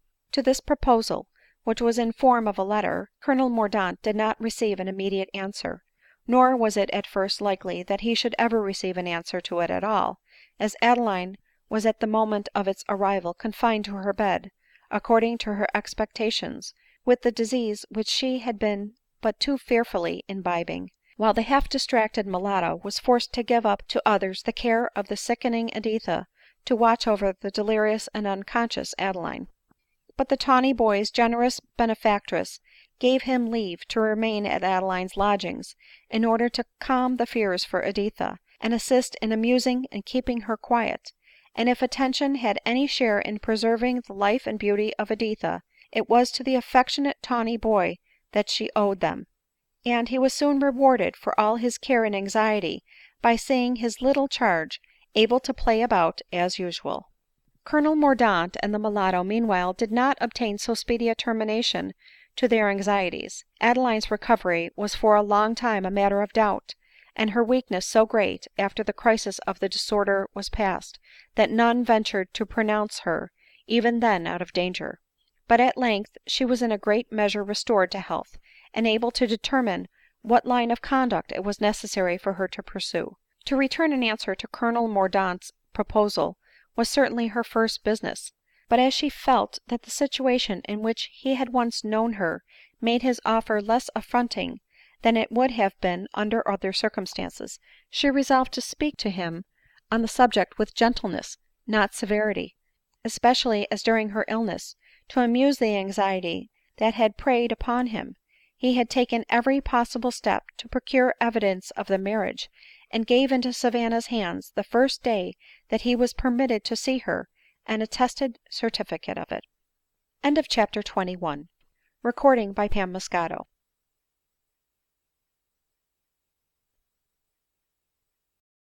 Chapter 22 of Adeline Mowbray, by Amelia OPIE. This recording is in the public domain. Chapter 22. The first question which Adeline asked on her recovery was, whether any letter had come by the general post during her illness, and Savanna gave one to her immediately. It was a letter so ardently desired, for the direction was in her mother's handwriting, and she opened it full to eager expectation, while her whole existence seemed to depend on the nature of its contents. When then must have been her agony on finding that the envelope contained nothing but her own letter returned! For some time she spoke not, she breathed not ; while Savanna, mixed with expressions of terror at the sight of her mistress's distress, execrations on the unnatural parent who had so cruelly occasioned it. After a few days' incessant struggle to overcome the violence of her sorrow, Adeline recovered the shock in appearance at least ; yet to Savanna's self-congratulations she could not help answering, laying her hand on her heart, " The blow is here, Savanna, and the wound incurable." Soon after she thought herself well enough to see Colonel Mordaunt, and to thank him for the recent proof of his attention to her and her interest ; but no obligation, however great, could shut the now vigilant eyes of Adeline to the impropriety of receiving further visits from him, or to the guilt of welcoming to her house a man who made open professions to her of illicit love.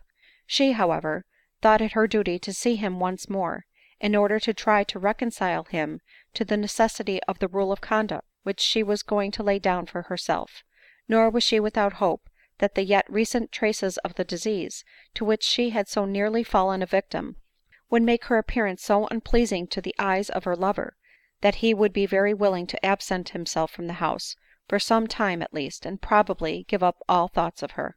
But she did neither herself nor Colonel Mordaunt justice. She was formed to inspire a real and lasting passion, a passion that no external change could destroy, since it was founded on the unchanging qualities of the heart and mind ; and Colonel Mordaunt felt for her such an attachment in all its force.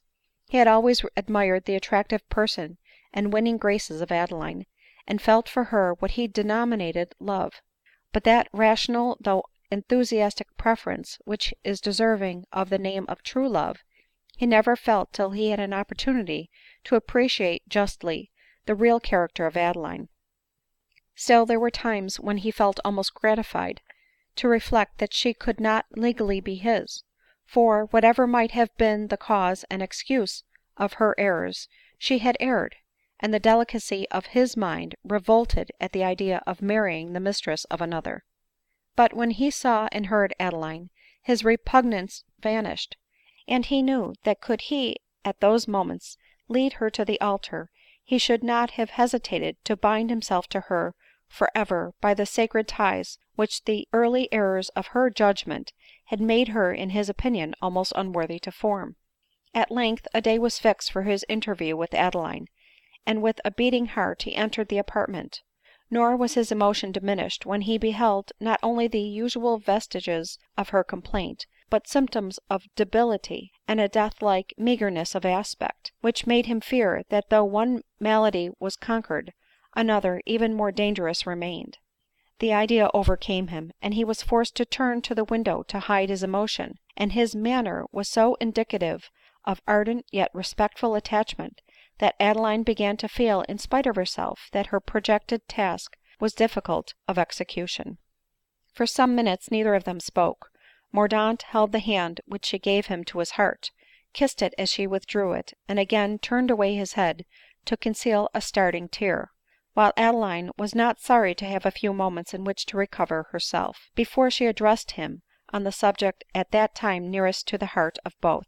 At length she summoned resolution enough to say, " Much as I have been mortified and degraded, Colonel Mordaunt, by the letter which I have received from you, still I rejoice that I did receive it, In the first place I rejoice, because I look on all the sufferings and mortifications which I meet with, as latent blessings, as expiations required of me in mercy by the Being whom I adore, for the sins of which I have been guilty. And in the second place, because it gives me an opportunity of proving incontrovertibly my full conviction of the fallacy of my past opinions, and that I became a wife after my idle declamations against marriage, from change of principle on assurance of error, and not from interest or necessity." Here she paused, overcome with the effort which she had made, and Colonel Mordaunt would have interrupted her ; but earnestly conjuring him to give her a patient hearing, she proceeded thus: " Had the change in my practice been the result of anything but rational conviction, I should now, unfortunately as I have been in the choice of a husband, regret that I ever formed so foolish a tie, and perhaps be induced to enter into a less sacred connexion, from an idea that that state which forced me to drag out existence in hopeless misery was contrary to reason, justice, and the benefit of society ; and that the sooner its ties were dissolved, the better it would be for individual happiness and for the world at large." " And do you not think so ?" cried Colonel Mordaunt. " Cannot your own individual experience convince you of it ?"" Far from it," replied Adeline ;" and I bless God that it does not ; for thence, and thence only, do I begin to be reconciled to myself. I have no doubt that there is a great deal of individual suffering in the marriage state, from contrariety of temper and other causes, but I believe that the mass of happiness and virtue is certainly increased by it.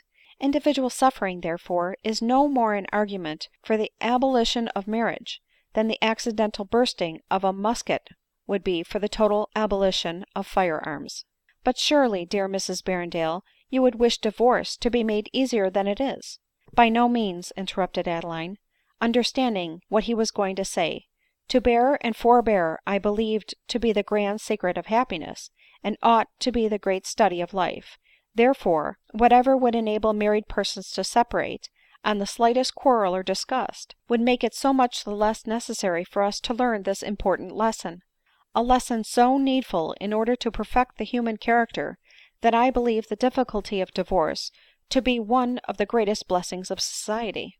" What can have so completely changed your opinions on this subject ?" replied Colonel Mordaunt. " Not my own experience," returned Adeline ;" for the painful situation in which I have been placed I might attribute, not to the fallacy of the system on which I have acted, but to those existing prejudices in society which I wish to see destroyed."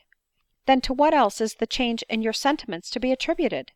To a more serious, unimpassioned, and unprejudiced view of the subject than I had before taken. At present I am not equal to expatiate on matters so important ; however, some time or other, perhaps, I may make known to you my sentiments on them in a more ample manner. But I have, I trust, said enough to lead you to conclude, that though Mr Berrendale's conduct to me has been atrocious, and that you are in many respects entitled to my gratitude and thanks, you and I must henceforward be strangers to each other." Colonel Mordaunt, little expecting such a total overthrow to his hopes, was, on receiving it, choked with contending emotions ; and his broken sentences and pale cheek were sufficiently expressive of the distress which he endured. But I shall not enter into a detail of all he urged in favor of his passion, nor the calm, dignified, and feeling manner with which Adeline replied. Suffice that at last, from a sort of intuitive knowledge of the human heart, as it were, which persons of quick talents and sensibilities possess, however defective their experience, Adeline resolved to try to soothe the self-love which she had wounded, knowing that self-love is scarcely to be distinguished in its effects from love itself, and that the agony of disappointing passion is always greater when it is inflicted by the coldness or falsehood of the beloved object, than when it proceeds from parental prohibition, or the cruel separation enjoined by conscious poverty. She, therefore, told Colonel Mordaunt that he was once very near being the first choice of her heart.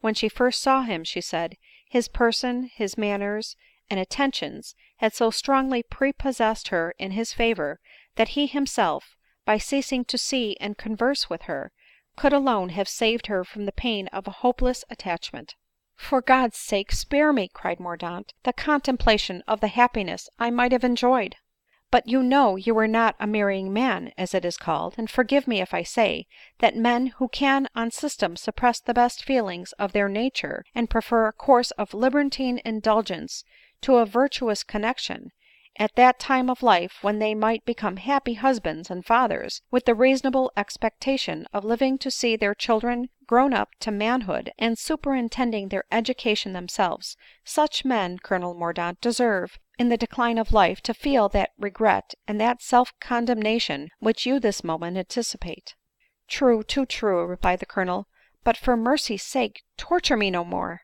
" I would not probe where I did not intend to make a cure," replied Adeline. " A cure ! What mean you ?"" I mean to induce you, ere it be yet too late, to endeavor to form a virtuous attachment, and to unite yourself for life with some amiable young woman who will make you as happy as I would have endeavored to make you, had it been my fortunate lot to be yours ; for, believe me, Colonel Mordaunt," and her voice faltered as she said it, " had he, whom I still continue to love with unabated tenderness, though years have elapsed since he was taken from me, had he bequeathed me to you on his deathbed, the reluctance which I went to the altar would have been more easily overcome." Saying this, she suddenly left the room, leaving Colonel Mordaunt surprised, gratified, and his mind struggling between hopes and fears ; for Adeline was not conscious that she imparted hope as well as consolation by the method which she pursued ; and though she sent Savanna to tell the Colonel she could see him no more that evening, he departed in firm expectation that Adeline would have not resolution to forbid him to see her again. In this, however, he was mistaken. Adeline had learnt the best of all lessons, distrust of her own strength, and she resolved to put it out of her power to receive visits which a regard to propriety forbade, and which might injure her reputation, if not her peace of mind. Therefore, as soon as Colonel Mordaunt was gone, she summoned Savanna, and desired her to proceed to business. " What !" cried the delighted mulatto, " are we going to prosa massa ?"" No," replied Adeline, " we are going into the country. I am come to a determination to take no legal steps in this affair, but leave Mr Berrendale to the reproaches of his own conscience." " A fiddle's end !" replied Savanna ;" he have no conscience ; he no leave you. Better get him hang, if you can, den you marry de Colonel." " I had better hang the father of my child, had I, Savanna ?"" Oh ! no, me forget that ; but I do not, nor can I ever bear to disgrace the father of Editha. Therefore, trusting that I can dispose of her and secure her interests better than by forcing her father to do her justice, and bastardize the poor innocent whom his wife will soon bring into the world, I am going to bury myself in retirement, and live the short remainder of my days unknowing and unknown."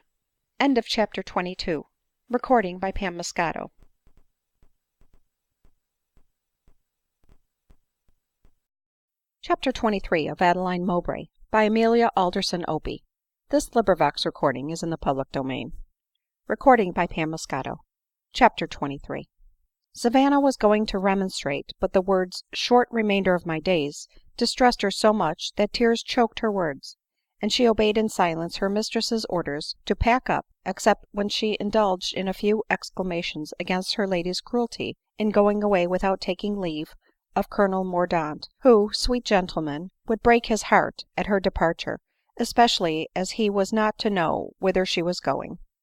A post chaise was at the door the next morning at 6 o'clock ; and as Adeline had not much luggage, having left the chief part of her furniture to be divided between the mistresses of her two lodgings, in return for their kind attention to her and her child, she took an affectionate leave of her landlady, and desired the post boy to drive a mile on the road before him ; and when he had done so, she ordered him to go on to Barnet, while the disappointed mulatto thanked God that the tawny boy was gone to Scotland with his protectress, as it prevented her having the mortification of leaving him behind her, as well as the Colonel.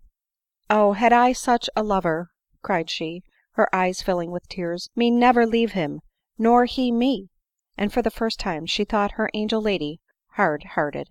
For some miles they proceeded in silence, for Adeline was too much engrossed to speak ; and the little Editha, being fast asleep in the mulatto's arms, did not draw her mother out of the reverie into which she had fallen. "And where now?" said the mulatto, when the chaise stopped. " To the next stage on the high north road." And on they went again ; nor did they stop, except for refreshments, till they had travelled 30 miles ; when Adeline, worn out with fatigue, stayed all night at the inn where the chaise stopped, and the next morning they resumed their journey, but not their silence. The mulatto could no longer restrain her curiosity, and she begged to know whither they were going, and why they were to be buried in the country. Adeline, sighing deeply, answered that they were going to live in Cumberland, and then sunk into silence again, as she could not give the mulatto her true reasons for the plan that she was pursuing without wounding her affectionate heart in a manner wholly incurable. The truth was, that Adeline supposed herself to be declining. She thought that she experienced those dreadful languors, those sensations of internal weakness, which, however veiled to the eye of the observer, speak in forcible language to the heart of the conscious sufferer. Indeed, Adeline had long struggled, but in vain, against feelings of a most overwhelming nature, amongst which remorse and horror for having led by her example the precepts and innocent girl into a life of infamy were the most painfully predominant. For, believing Mary Warner's assertion when she saw her at Mr Langley's chambers, she looked upon that unhappy girl's guilt as the consequence of her own, and mourned, incessantly mourned, over the fault errors of her early judgment, which had made her, though an indolator of virtue, a practical assistant to the cause of vice. When Adeline imagined the term of her existence to be drawing nigh, her mother, her obdurate but still dear mother, regained her wonted ascendency over her affections, and to her the approach of death seemed fraught with satisfaction. For that parent so long, so repeatedly deaf to her prayers, and to the detail of those sufferings which she had made one of the conditions of her forgiveness, had promised to see and to forgive her on her deathbed, and her heart yearned, fondly yearned, for the moment when she should be pressed to the bosom of a relenting parent. To Cumberland, therefore, she was resolved to hasten, and into the very neighborhood of Mrs Mowbray ; while, as the chaise wheeled them along to the place of their destination, even the prattle of her child could not always withdraw her from the abstraction into which she was plunged, as the scenes of her early years thronged upon her memory, and with them the recollection of those proofs of a mother's fondness, from a renewal of which, even in the society of Glenmurray, she had constantly and despondingly sighed. As they approached Penrith, her emotion redoubled as she involuntarily exclaimed, " Cruel, but still dear mother, you little think your child is so near." " Heaven save me !" cried Savanna, " are we to go and be near dat woman ?"" Yes," replied Adeline. " Did she not say she would forgive me on my deathbed ?"" But you are not there yet, dear mistress," sobbed Savanna, " you not there of long years." " Savanna," returned Adeline, " I should die contented to purchase my mother's blessing and forgiveness." Savanna, speechless with contending emotions, could not express by words the feeling of mixed sorrow and indignation which overwhelmed her ; but she replied by putting Editha in Adeline's arms ; then articulating with effort, " Look there," she sobbed aloud. " I understand you," said Adeline, kissing away the tears gathering on Editha's eyes at sight of Savanna's distress ;" but perhaps I think my death would be of more service to my child than my life." " And to me too, I suppose," cried Savanna reproachfully. " Well, me go to Scotland, for no one love me but the tawny boy." " You first will stay and close my eyes, I hope," observed Adeline mournfully.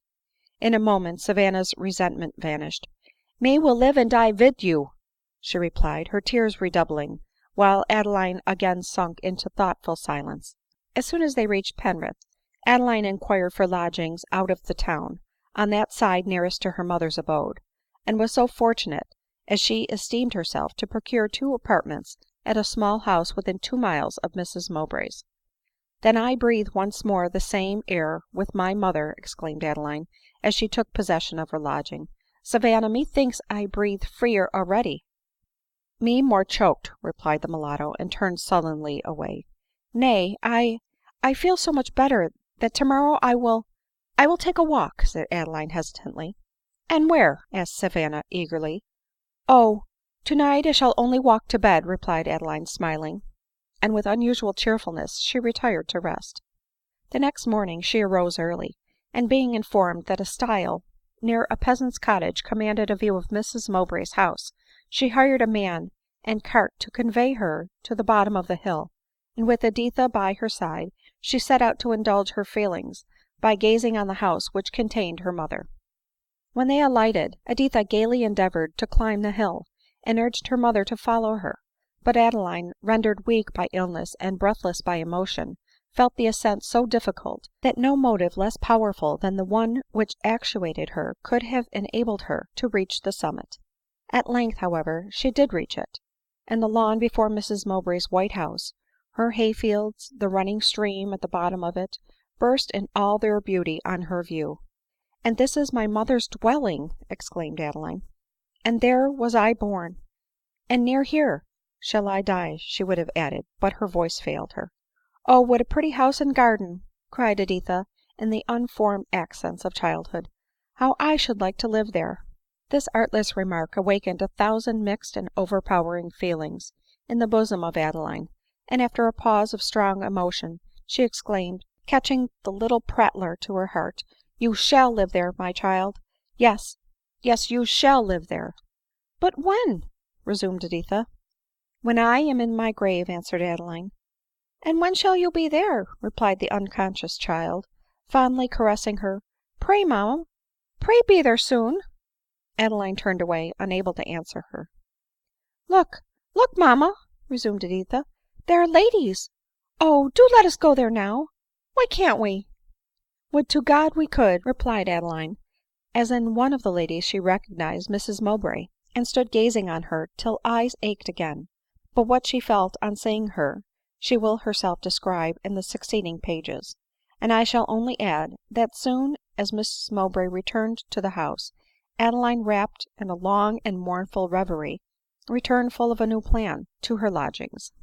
There is no love so disinterested as parental love, and Adeline had all the keen sensibilities of a parent. To make, therefore, assurance doubly sure that Mrs Mowbray should receive and should love her orphan when she was no more, she resolved to give up the gratification to which she had looked forward, the hope, before she died, of obtaining her forgiveness, that she might not weaken, by directing any part of them to herself, those feelings of remorse, fruitless tenderness, and useless regret in her mother's bosom, which she wished should be concentrated in her child. " No," said Adeline to herself, " I am sure that she will not refuse to receive my orphan to her love and protection when I am no more, and am become alike insensible of reproaches and of blessings ; and I think that she will love my child the more tenderly, because to me she will be unable to express the compunction which, sooner or later, she will feel from the recollection of her conduct towards me.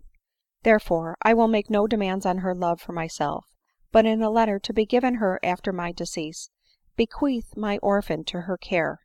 And with this determination she returned from her ride. " Have you seen her ?" cried Savanna, running out to meet her. " Yes, but not spoken to her, nor shall I see her again." " What ! I suppose she see you, and not speak ?"" Oh, no, she did not see me, nor shall I urge her to see me. My plans are altered," replied Adeline. " And we go back to town and Colonel Mordaunt ?"" No," resumed Adeline, sighing deeply, and preparing to write to Mrs Mowbray ;" but it is necessary that we should for a short time go back to Berrendale, and relate, that while Adeline and Editha were confined to the small pox, Mr Drury received a summons from his employer in Jamaica to go over thither, to be entrusted with some particular business. In consequence of this he resolved to call again on Adeline, and inquire whether she still persisted in styling herself Mrs Berrendale, as he concluded that Berrendale would be very glad of all the information relative to her and her child which he could possibly procure, whether his curiosity on the subject proceeded from fear or love. It so happened that as soon as Editha, as well as her mother, was in the height of the disorder, Mr Drury called ; and finding that they were both very bad, he thought that his friend Berrendale was likely to get rid of both his encumbrances at once ; and being eager to communicate good news to a man whose influence in the island might be of benefit to him, he every day called to inquire concerning their health. The second floor in the house where Adeline lodged was then occupied by a young woman in indigent circumstances, who, as well as her child, had sickened with the distemper the very day that Editha was inoculated ; and when Drury, just as he was setting off for Portsmouth, ran to gain the last intelligence of the invalids, a char woman who attended to the door, not being acquainted with the name of the poor young woman and her little girl, concluded that Mr Drury, by Mrs Berrendale and Miss who were ill with the small pox, meant them, replied to his inquiries, " Ah, poor things, it is all over with them ; they died last night." On which, not staying for any further intelligence, Drury set off for Portsmouth, and arrived at Jamaica just as Berrendale was going to remit to Adeline a draft for £100 ; for Adeline, and the injury which he had done her, had been for some days constantly present to his thoughts. He had been ill ; and, as indigestion, the cause of his complaints, is apt to occasion disturbed dreams, he had in his dreams been haunted by the image of Glenmurray, who, with a threatening aspect, had reproached him with cruelty and base ingratitude to him, in deserting in such a manner the wife whom he had bequeathed to him. The constant recurrence of these dreams had depressed his spirits and excited his remorse so much, that he could calm his feelings in no other way than by writing a kind letter to Adeline, and enclosing her a draft on his banker. This letter was on the point of being sent when Drury arrived, and with very little ceremony informed him that Adeline was dead. " Dead !" exclaimed Berrendale, falling almost senseless on his couch. " Dead ! Oh, for God's sake, tell me of what she died ! Surely she " Here his voice failed him. Drury coolly replied that she and her child both died of the small pox. " But when, my dear fellow, when ? Say that they died 9 months ago." " That was previous to his marriage." " And you make me your friend for life." Drury, so bribed, would have said any thing ; and with all the coolness possible he replied, " Then be my friend for life. They died rather better than 9 months ago." Berrendale, being then convinced that bigamy was not likely to be proved against him, soon forgot, in the joy this thought occasioned him, remorse for his conduct to Adeline, and regret for her early fate. Besides, he concluded that he saved £100 by the means ; for he knew not that the delicate mind of Adeline would have scorned to owe pecuniary obligations to the husband who had basely and unwarrantably deserted her. But he was soon undeceived on this subject by a letter which Colonel Mordaunt wrote in confidence to a friend in Jamaica, begging him to inquire concerning Mr Berrendale's second marriage, and to inform him privately that his injured wife had zealous and powerful friends in England, who were continually urging her to prosecute him for bigamy. This intelligence had a fatal effect on the health of Berrendale ; for though the violent temper and overbearing disposition of his second wife had often made him regret the gentle and compliant Adeline, and a separation from her consequently would be a blessing, still he feared to encounter the disgrace of a prosecution, and still more the anger of his West Indian wife, who, it was not improbable, might even attack his life in the first moment of ungoverned passion. And to these fears he soon fell a sacrifice ; for a frame debilitated by intemperance could not support the assaults made on it by the continued apprehensions which Colonel Mordaunt's friend had excited in him ; and he died in that gentleman's presence, whom in his last moments he had summoned to his apartment to witness a will, by which he owned Adeline Mowbray to be his lawful wife, and left Editha, his acknowledged and only heir, a very considerable fortune. But this circumstance, an account of which, with the will, was transmitted to Colonel Mordaunt, did not take place till long after Adeline took up her abode in Cumberland. CHAPTER XXIV.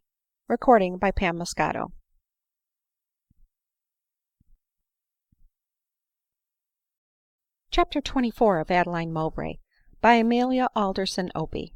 This recording is in the public domain. CHAPTER XXIV. But to return to Colonel Mordaunt. Though Adeline had said that he must discontinue his visits, he resolved to disobey her ; and the next morning, as soon as he thought she had breakfasted, he repaired to her lodgings, where he heard, with mixed sorrow and indignation, that she had set off in a post chaise at 6 o'clock, and was gone no one knew whither.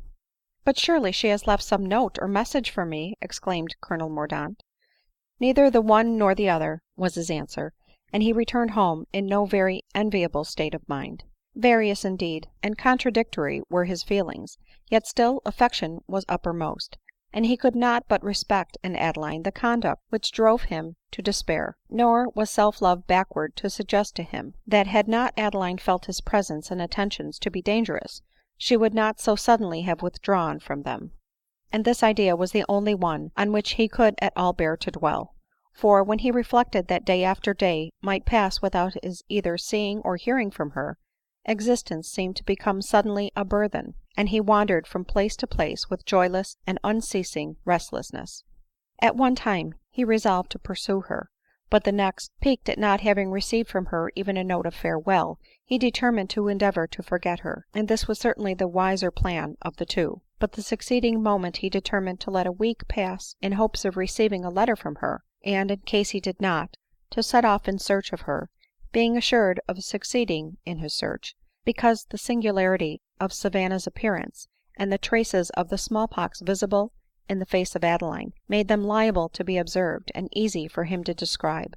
But before the week elapsed, from agitation of mind, and from having exposed himself unnecessarily to cold, by lying on damp grass at midnight after having heated himself by immoderate walking, Colonel Mordaunt became ill of a fever ; and when, after a confinement of several weeks, he was restored to health, he despaired of being able to learn tidings of the fugitives ; and, disappointed and dejected, he sought in the gayest scenes of the metropolis and its environs to drown the remembrances from which in solitude he had vainly endeavored to fly.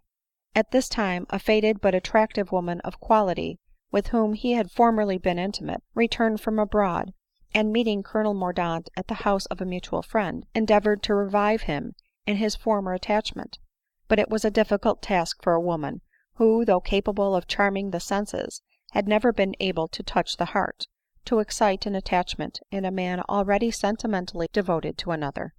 Her advances, however, flattered Colonel Mordaunt, and her society amused him, till at length her intimacy was renewed on its former footing ; but soon disgusted with an intercourse in which the heart had no share, tired of his mistress and displeased with himself, he took an abrupt leave of her, and throwing himself into his post chaise, retired to the seat of a relation in Herefordshire.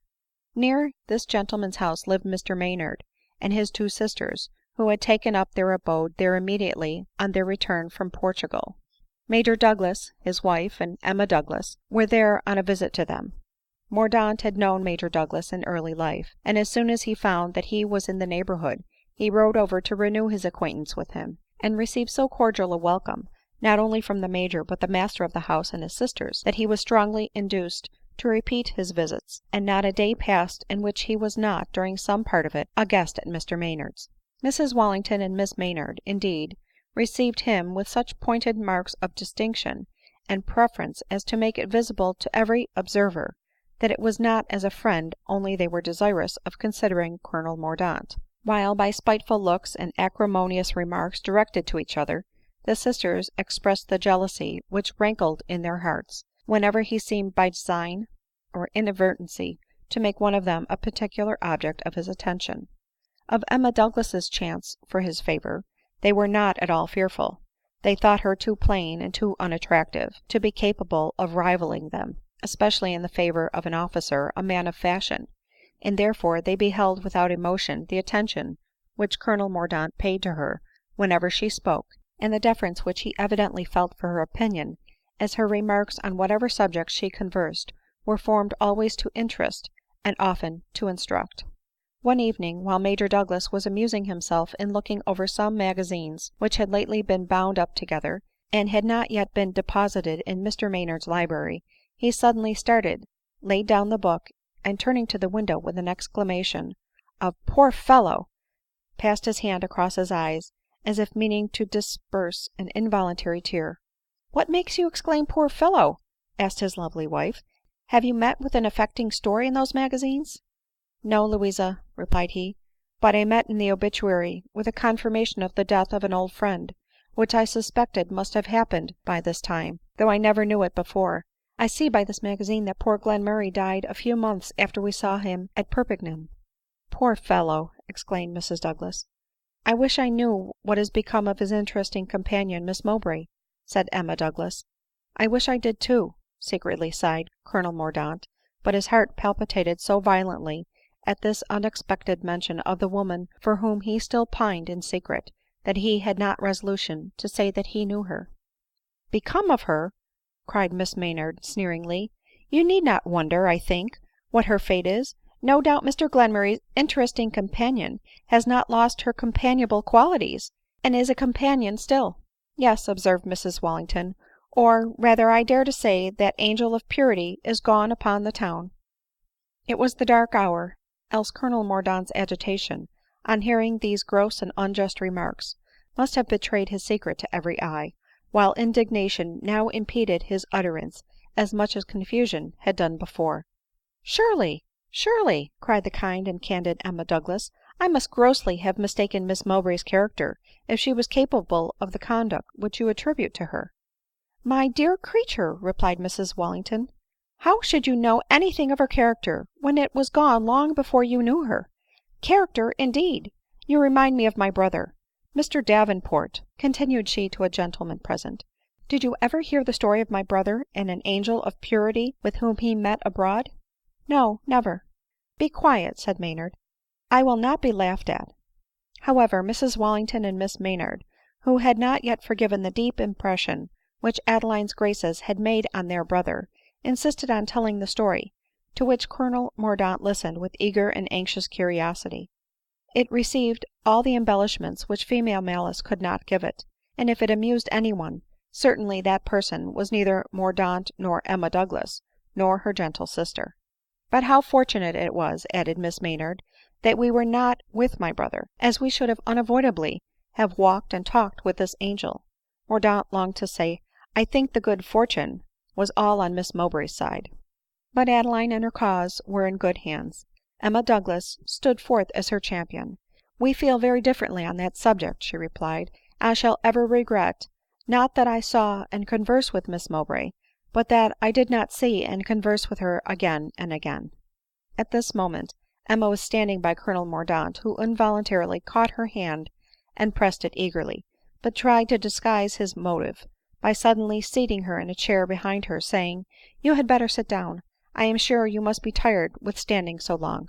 " No, really, Emma," cried Major Douglas, " you go too far there ; though, to be sure, if by seeing and conversing with Miss Mowbray you could have convinced her of her errors, I should not have objected to your seeing her once more or so." " Surely," said Mrs Douglas timidly, " we ought, my love, to have repeated our visits till we had made a convert of her." " A convert of her !" exclaimed Mr Maynard's sisters. " A convert of a kept mistress !" bursting into a violent laugh, which had a most painful effect on the irritable nerves of Colonel Mordaunt, whose tongue, parched with emotion, cleaved to the roof of his mouth whenever he attempted to speak. " Pray, to what other circumstances, yet untold, do you allude ?" said Mr Davenport. " Oh, we too had a rencontre with the philosopher and his charming friend," said Major Douglas, " and — but Emma, do tell the story." " 'Sdeath, poor fellow !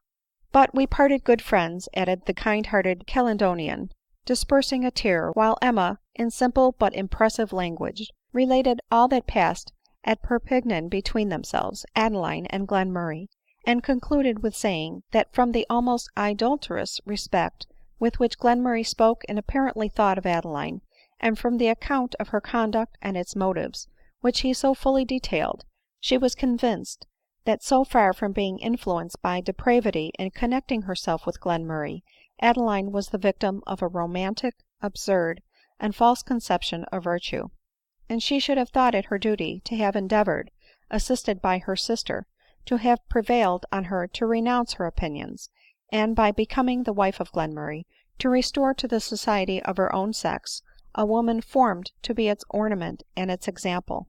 Poor thing !" she added in a faltering voice, " would that I knew her fate !"" I can guess it, I tell you," said Mrs Wallington. " We had better drop the subject, madam," replied Emma Douglas indignantly, " as it is one that we shall never agree upon.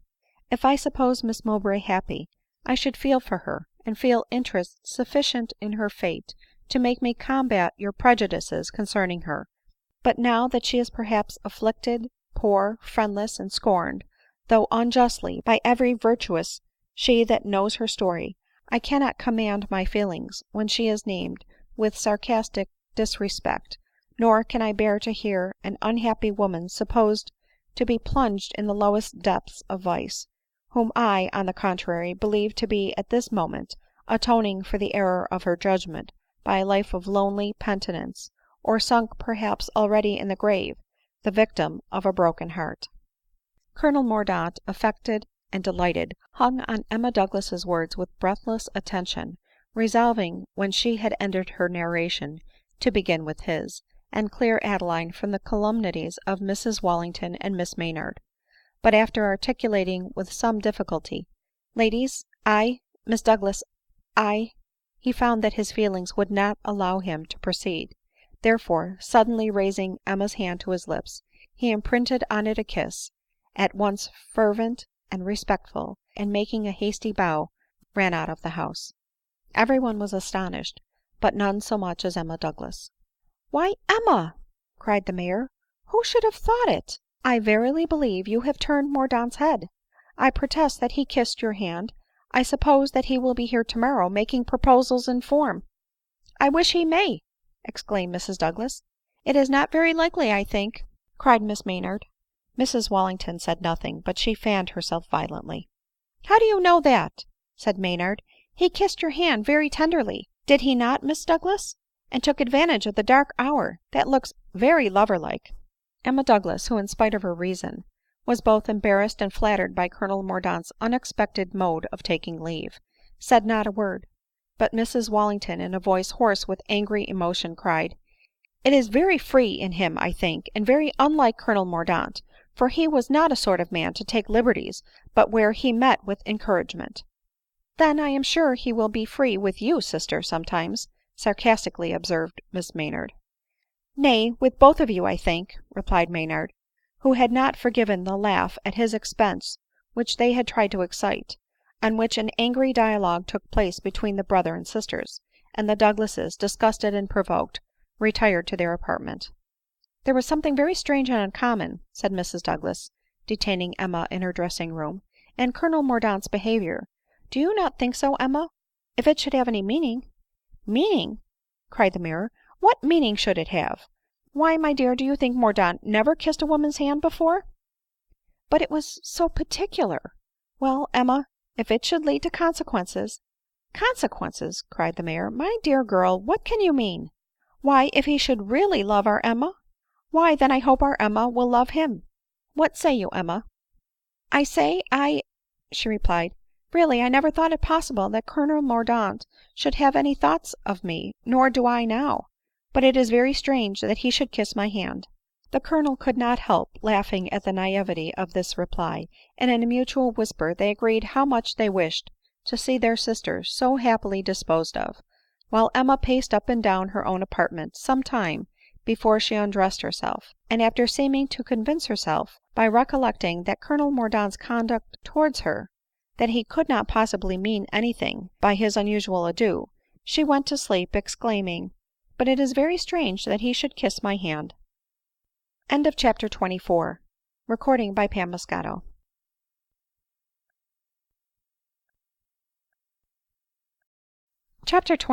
Of Adeline Mowbray, by Amelia OPIE. This recording is in the public domain. CHAPTER XXV. The next morning explained the mystery ; for breakfast was scarcely over when Colonel Mordaunt appeared, and his presence occasioned with a blush, from different causes, on the cheeks of all the ladies, and a smile on the countenances of both the gentlemen. " You left us very abruptly last night," said Major Douglas. " I did so," replied Mordaunt with a sort of grave smile. " Were you taken ill ?" asked Maynard. " I was not quite easy," answered he. " But, Miss Douglas, may I request the honor of seeing you alone for a few minutes ?" Again the ladies blushed and the gentlemen smiled. But Emma's weakness had been temporary ; she had convinced herself that Colonel Mordaunt's actions had been nothing more than a tribute to what he fancied her generous defence of an unfortunate woman ; and with an air of unembarrassed dignity she gave him her hand to lead her to an adjoining apartment. " This is very good of you," cried Colonel Mordaunt, " but you are all goodness. My dear Miss Douglas, had I not gone away as I did last night, I believe I should have fallen down and worshipped you, or committed some other extravagance." " Indeed ! What should I say to excite such enthusiasm ?" replied Emma, deeply blushing. " What ? Oh, Miss Douglas !"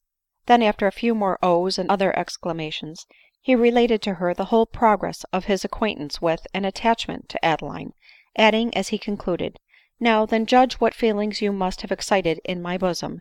Yes, Miss Douglas, I reverenced you before for your own sake ; I now adore you for that of my lost Adeline." " So !" thought Emma, " the kiss of the hand is explained ;" and she sighed as she thought it, nor did she much like the word reverenced, but she had ample amends for her mortification by what followed. " Really," cried Colonel Mordaunt, gazing very earnestly at her, " I do not mean to flatter you, but there is something in your countenance that reminds me very strongly of Adeline." " Is it possible ?" said Emma, her cheeks glowing and her eyes sparkling as she spoke. " You may not mean to flatter me, but I assure you I am flattered ; for I never saw any woman whom in appearance I so much wished to resemble." " You do resemble her indeed," cried Colonel Mordaunt, " and the likeness grows stronger and stronger." Emma blushed deeper and deeper. " But come," exclaimed he, " let us go, and I will — no, you shall — relate to the party in the next room what I have been telling you, for I long to shame those — Fie !" said Emma smiling, and holding up her hand as if to stop the coming word. And she did not stop it ; for Colonel Mordaunt conveyed the reproving hand to his lips, and Emma said to herself, as she half frowning withdrew it, " I am glad my brother was not present." Their return to the breakfast room was welcome to every one, from different causes, as Colonel Mordaunt's motives for requesting a tete a tete had given rise to various conjectures ; but all conjecture was soon lost in certainty ; for Emma Douglas, with more than usual animation of voice and countenance, related what Colonel Mordaunt had authorized her to relate ; and the envious sisters heard, with increased resentment, that Adeline, were she unmarried, would be the choice of the man whose affections they were eagerly endeavoring to captivate. " You can't think," said Colonel Mordaunt when Emma had concluded, leaving him charmed with the manner in which she had told his story, and with the generous triumph which sparkled in her eyes at being able to exhibit Adeline's character in so favorable a point of view, " you can't think how much Miss Douglas reminds me of Mrs Berrendale." " Lord !" said Miss Maynard with a toss of the head, " my brother told us that she was handsome." " And so she is," replied the Colonel, provoked at the brutal speech ;" she has one of the finest countenances that I ever saw — a countenance never distorted by those feelings of envy and expressions of spite which so often disfigure some women, converting even a beauty into a fiend ; and in this respect no one will doubt that Miss Douglas resembles her. What female beauty but an air divine, Through which the mind's all gentle graces shine, says one of our first poets ; therefore, in Dr. Young's opinion, madam," continued Mordaunt, turning to Emma, " you would have been a perfect beauty." This speech, so truly gratifying to the amiable girl to whom it was addressed, was a dagger in the heart of both the sisters. Nor was Emma's pleasure unalloyed by pain ; for she feared that Mordaunt's attentions might become dangerous to her peace of mind, as she could not disguise herself that his visits at Mr Maynard's had been the chief cause of her reluctance to return to Scotland whenever their journey home was mentioned ; for, always humble in her ideas of her own charms, Emma Douglas could not believe that Mordaunt would ever entertain any feelings for her at all resembling love, except when he fancied that she looked like Adeline. But however unlikely it seemed that Mordaunt should become attached to her, and however resolved she was to avoid his society, certain is it that he found he could be happy in the society of no other woman, since to no other he could talk on the subject nearest his heart ; and Emma, though blaming herself daily for her temerity, could not refuse to receive Mordaunt's visits ; and her patient attentions to his conversation, of which Adeline was commonly the theme, seemed to have a salutary effect on his wounded feelings. But the time for their departure arrived, much to the joy of Mrs Wallington and her sister, who hoped when Emma was gone to have a chance of being noticed by Mordaunt. What then must have been their confusion and disappointment when Colonel Mordaunt begged to be allowed to attend the Douglases on their journey home, as he had never seen the Highlands, and wished to see them in such good company. Major Douglas and his charming wife gave a glad consent to this proposal ; But Emma Douglas heard it with more alarm than pleasure ; for though her heart rejoiced at it, her reason condemned it. A few days, however, convinced her apprehensive delicacy that if she loved Colonel Mordaunt it was not without hope of a return. Colonel Mordaunt declared that every day seemed to increase her resemblance to Adeline in expression and manner ; and in conduct his reason told him that she was her superior ; nor could he for a moment hesitate to prefer as a wife Emma Douglas, who had never erred, to Adeline who had. Colonel Mordaunt felt, to borrow the words of a celebrated female writer, that " though it is possible to love and esteem a woman who has expiated the faults of her youth by a sincere repentance, and though before God and man her errors may be obliterated, still there exists one being in whose eyes she can never hope to efface them, and that is her lover or her husband." He felt that no man of acute sensibility can be happy with a woman whose recollections are not pure. She must necessarily be jealous of the opinion which he entertains of her, and he must be often afraid of speaking, lest he utter a sentiment that may wound and mortify her.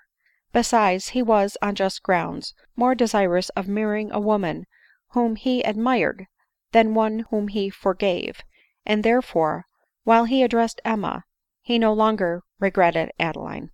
In short, he at length ceased to talk of Emma's resemblance to Adeline, but seemed to admire her wholly for her own sake ; and having avowed his passion, and been assured of Emma's in return by Major Douglas, he came back to England in the ensuing autumn the happy husband of one of the best of women.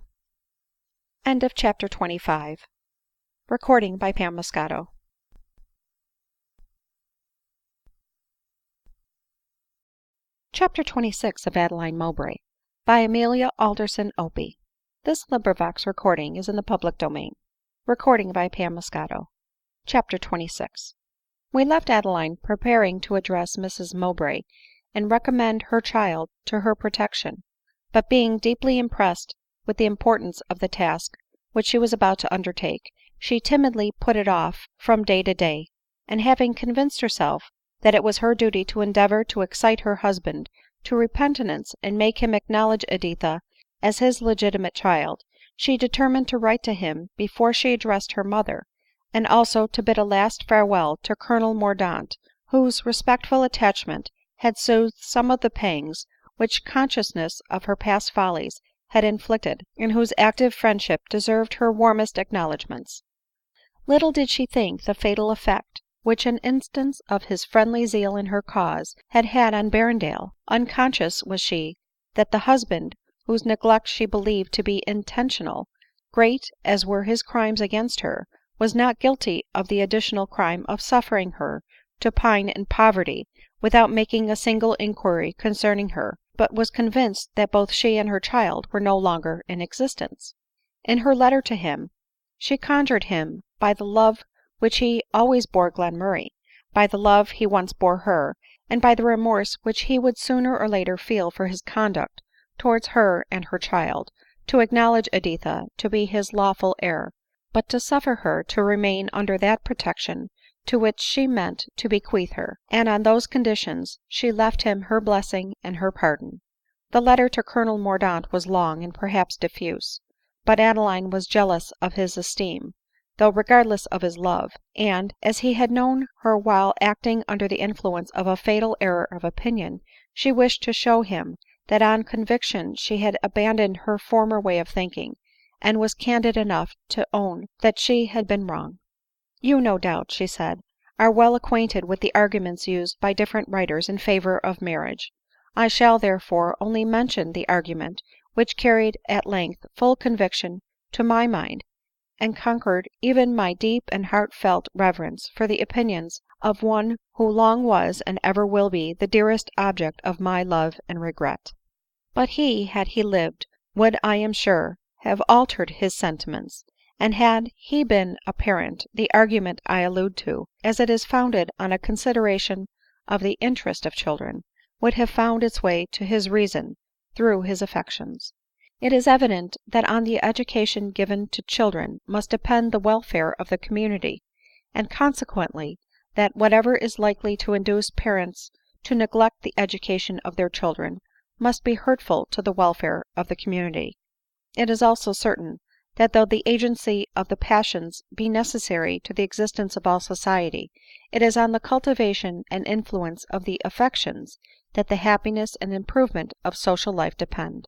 Hence it follows that marriage must be more beneficial to society in its consequences than connections capable of being dissolved at pleasure, because it has a tendency to call forth and exercise the affections and control the passions. It has been said, that were we free to dissolve at will a connection formed by love, we should not wish to do it, as constancy is natural to us, and there is in all of us a tendency to form an exclusive attachment. But though I believe, from my own experience, that the few are capable of unforced constancy, and could love for life one dear and honored object, still I believe that the many are given to the love of change, that in men especially a new object can excite new passion ; and judging from the increasing depravity of both sexes, in spite of existing laws, and in defiance of shame, I am convinced that if the ties of marriage were dissolved, or it were no longer to be judged infamous to act in contempt of them, unbridled licentiousness would soon be in general practice. What then, in such a state of society, would be the fate of the children born in it? What would their education be? Parents continually engrossed in the enervating but delightful egotism of the new and happy love, lost in selfish indulgence, the passions awake, but the affections slumbering, and the sacred ties of parental feeling not having time nor opportunity to fasten on the heart, their offspring would either die the victims of neglect, and the very existence of the human race would be threatened, or, without morals or instruction, they would grow up to scourge the world till the whole fabric of civilized society was gradually destroyed. On this ground, therefore, this strong ground, I venture to build my present opinion, that marriage is a wise and ought to be sacred institution ; and I bitterly regret the hour when, with the hasty and immature judgment of 18, and with a degree of presumption scarcely pardonable at any time of life, I dared to think and act contrary to this opinion, and the reverend experience of ages, and become in the eyes of this world an example of vice, when I believed myself the champion of virtue." She then went on to express the following sentiments: " You will think, perhaps, that I ought to struggle against the weakness which is hurrying me to the grave, and live for the sake of my child. Alas, it is for her sake that I almost wish to die. There are two ways in which a mother can be of use to her daughter. The one is by instilling into her mind virtuous principles, and by setting her a virtuous example. The other is, by being to her in her own person an awful warning, a melancholy proof of the dangers which attend a deviation from the path of virtue. But oh, how jealous must a mother be of her child's esteem and veneration, and how could she bear to humble herself in the eyes of the beloved object, by avowing that she had committed crimes against society, however atoned for by penitence and sorrow. I can never now be a correct example for my Editha, nor could I endure to live to be a warning to her. Nay, if I lived, I should be most probably a dangerous example to her ; for I should be, on my deathbed I think I may be allowed the boast, respected and esteemed, while the society around me would forget my past errors in the sincerity of my repentance.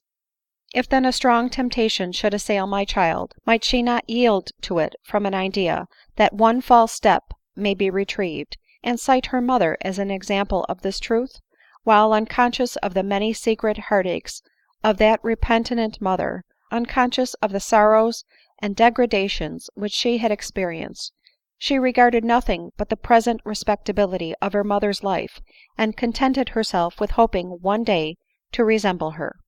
Believe me, that were it not possible for me to choose between life and death, for my child's sake, the choice would be the latter.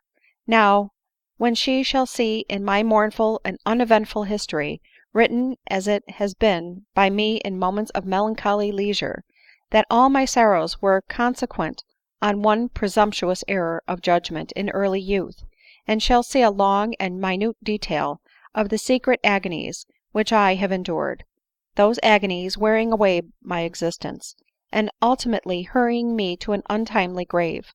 She will learn that the woman who feels justly, yet has been led even into the practice of vice, however she may be forgiven by others, can never forgive herself; and though she may dare to lift an eye of hope to that being who promises pardon on repentance, she will still recollect with anguish the fair and glorious course which she might have run, and that, instead of humbly imploring forbearance and forgiveness, she might have demanded universal respect and esteem.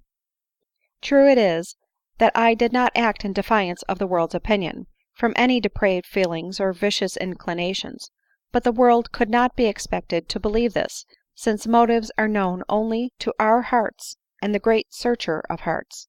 Therefore, as far as example goes, I was as great a stumbling block to others as if the life I led had been owing to the influence of lawless desires, and society was right in making and in seeing no distinction between me and any other woman living in an unsanctioned connexion. But methinks I hear you say that Editha might never be informed of my past errors. Alas, wretched must that woman be whose happiness and respectability depend on the secrecy of others. Besides, did I not think the concealment of crime in itself a crime? How could I know an hour of peace while I reflected that a moment's malice or inadvertency in one of Editha's companions might cause her to blush at her mother's disgrace? That, while her young cheek was flushed perhaps with the artless triumphs of beauty, talent, and virtue, the parent who envied me, or the daughter who envied her, might suddenly convert her joy into anguish and mortification, by artfully informing her, with feigned pity for my sorrows and admiration of my penitence, that I had once been a disgrace to that family of which I was now the pride? No, even if I were not for ever separated in this world from the only man whom I ever loved with passion and well-founded affection, united for life to the object of my just aversion, and were I not conscious, horrible and overwhelmingly thought, of having by my example led another into the path of sin, still, I repeat it, for my child's sake I should wish to die, and should consider, not early death, but lengthened existence, as a curse. So Adeline reasoned and felt in her moments of reflection, but the heart had sometimes dominion over her ; and, as she gazed on Editha, and thought that Mrs Mowbray might be induced to receive her again to her favor, she wished, even on any terms, to have her life prolonged.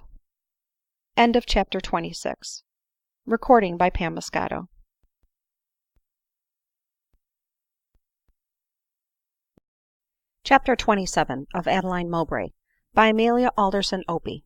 This recording is in the public domain. CHAPTER XXVII.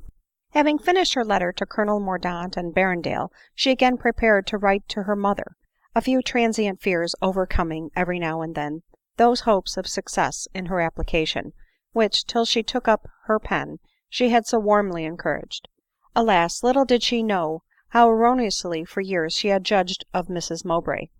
Little did she suspect that her mother had long forgiven her, had pined after her, had sought, though in vain, to procure intelligence of her, and was then wearing away her existence in solitary woe, a prey to self-reproach, and to the corroding fear that her daughter, made desperate by her renunciation of her, had, on the death of Glenmurray, plunged into a life of shame, or sunk, broken hearted, into the grave; for not one of Adeline's letters had ever reached Mrs Mowbray, and the mother and the daughter had both been the victims of female treachery and jealousy. Mrs Mowbray, as soon as she had parted with Adeline for the last time, had dismissed all her old servants, the witness of her sorrows and disgrace, and retired to her estate in Cumberland, an estate where Adeline had first seen the light, and where Mrs Mowbray had first experienced the transports of a mother. This spot was therefore ill calculated to banish Adeline from her mother's thoughts, and to continue her exclusion from her affections. On the contrary, her image haunted Mrs Mowbray. Whithersoever she went, she still saw her in an attitude of supplication, she still heard the plaintive accents of her voice, and often did she exclaim, " My child, my child! Wretch that I am, must I never, never see thee more?" These ideas increased to so painful a degree, that finding her solitude insupportable, she invited an orphan relative in narrow circumstances, to take up her abode with her. This young woman, whose ruling passion was avarice, and whose greatest talent was cunning, resolved to spare no pains to keep the situation which she had gained, even to the exclusion of Adeline, should Mrs Mowbray be weak enough to receive her again. She therefore intercepted all the letters which were in her or like Adeline's handwriting, and having learned to imitate Miss Mowbray's, she enclosed them in a blank cover to Adeline, who, thinking the direction was written in her mother's hand, desisted, as the artful girl expected she would do, from what appeared to her hopeless application ; and she exulted in her contrivance. When Mrs Mowbray, on seeing in a magazine that Glenmurray was dead, full a year after his decease, bursting into a passion of tears, protested that she would instantly invite Adeline to her house. " Yes," cried she, " I can do so without infringement of my oath. She is disgraced in the eye of the world by her connexion with Glenmurray, and she is wretched in love — nay, more so perhaps than I have been ; and I will invite her to lose the remembrance of her misfortunes in my love." Thus did her ardent wish to be reunited to Adeline deceive her conscience ; for, by the phrase wretched in love, she meant forsaken by the object of her attachment, and that Adeline had not been ; therefore her oath remained in full force against her. But where could she seek Adeline? Dr Norberry could, perhaps, give her this information, and to him she resolved to write, though he had cast her from his acquaintance ; but her pride, as she said, fell with her fortunes, and she scrupled not to humble herself before the zealous friend of her daughter.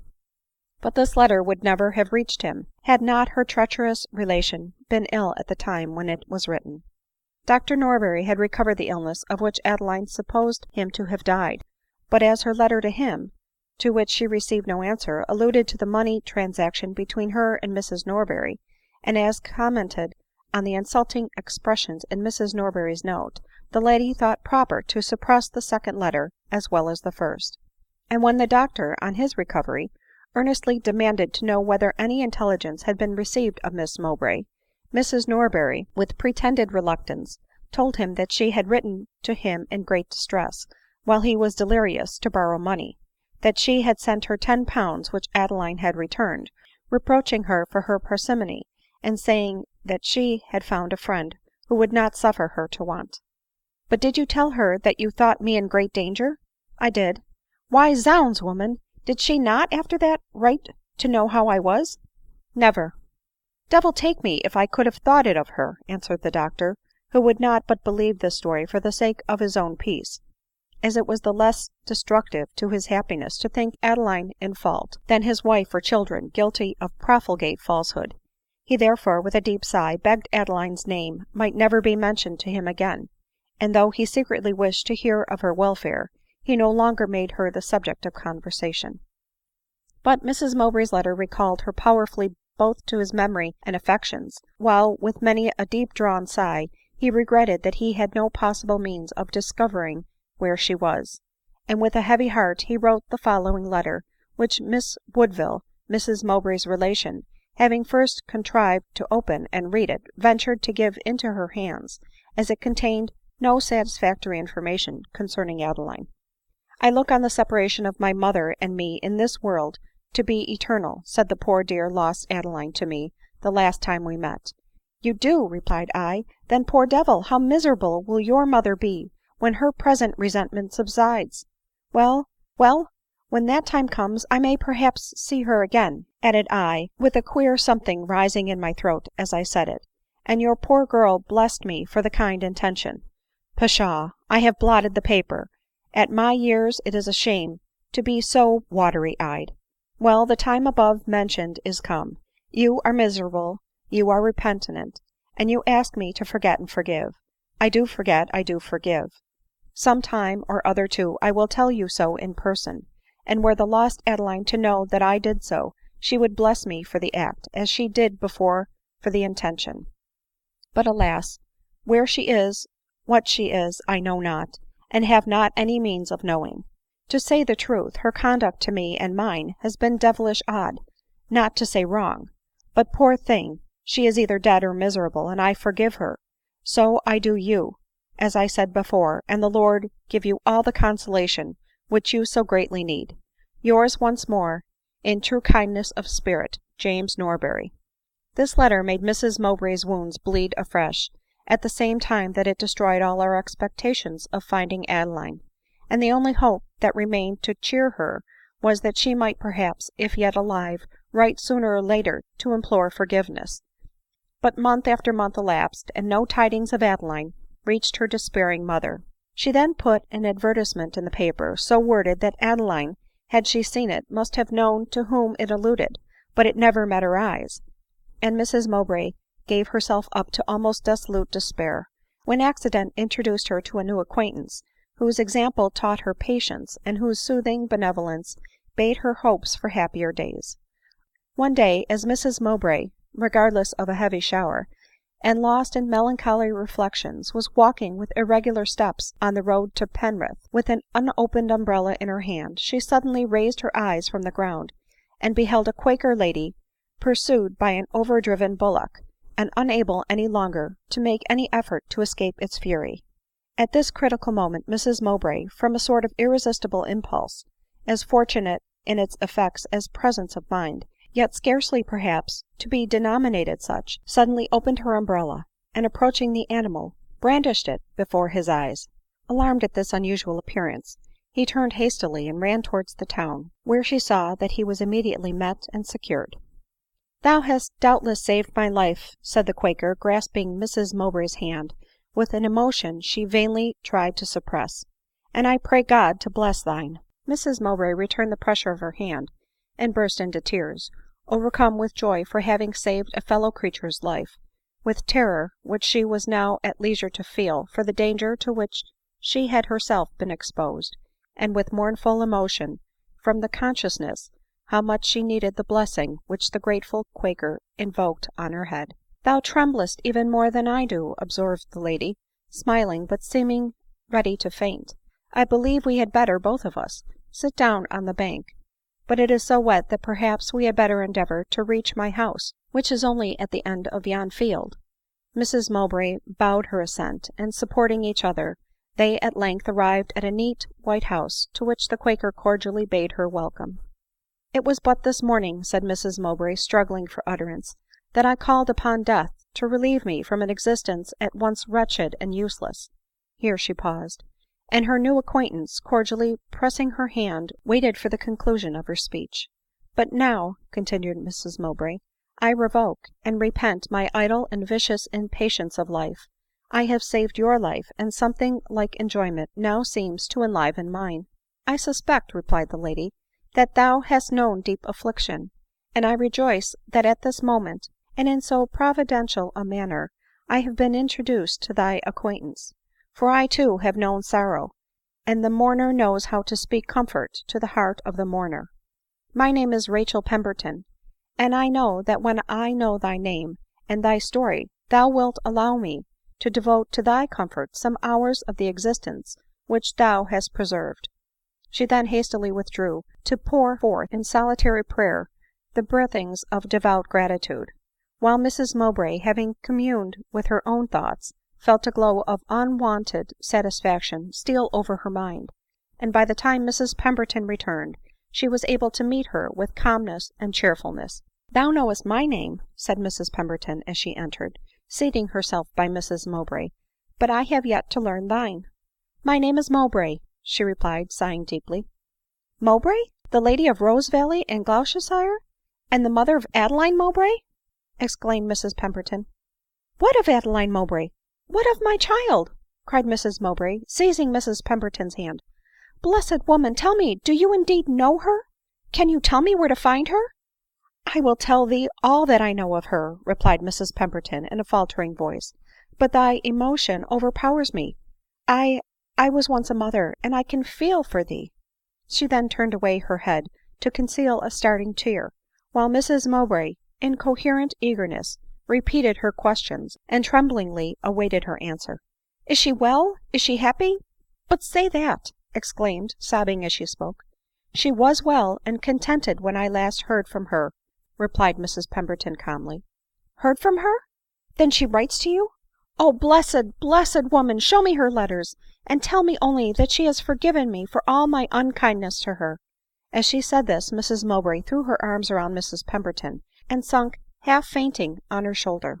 " I will tell thee all that has ever passed between us, if thou wilt be composed," gravely answered Mrs Pemberton ;" but this violent expression of thy feelings is unseemly and detrimental." " Well, well, I will be calm," said Mrs Mowbray ; and Mrs Pemberton began to relate the interview which she had with Adeline at Richmond. " How long ago did this take place ?" eagerly interrupted Mrs Mowbray. " Full 6 years." " O God !" she exclaimed impatiently, " 6 years ! By this time then she may be dead — she may —" "Thou art incorrigible, I fear," said Mrs Pemberton; " but thou art afflicted, and I will bear with thy impatience. Sit down again, and attend to me, and thou wilt hear much later intelligence of thy daughter." " How late ?" asked Mrs Pemberton with frantic eagerness ; and Mrs Pemberton, overcome with the manner in which she spoke, could scarcely falter out, " Within a 12-month I have heard of her." " Within a 12-month !" joyfully cried Mrs Mowbray ; but recollecting herself, she added mournfully, " But in that time what may not have happened ?"" I know not what to do with thee, nor for thee," observed Mrs Pemberton ;" but do try, I beseech thee, to hear me patiently." Mrs Mowbray then reseated herself, and Mrs Pemberton informed her of Adeline's premature confinement at Richmond, of her distress on Glenmurray's death, and of her having witnessed it. " Ah ! you acted a mother's part — you did what I ought to have done," cried Mrs Mowbray, bursting into tears. " But go on — I will be patient." Yet that was impossible ; for when she heard of Adeline's insanity, her emotions became so strong that Mrs Pemberton, alarmed for her life, was obliged to ring for assistance. When she recovered, " Thou hast heard the worst now," said Mrs Pemberton, " and all I have yet to say of thy child is satisfactory."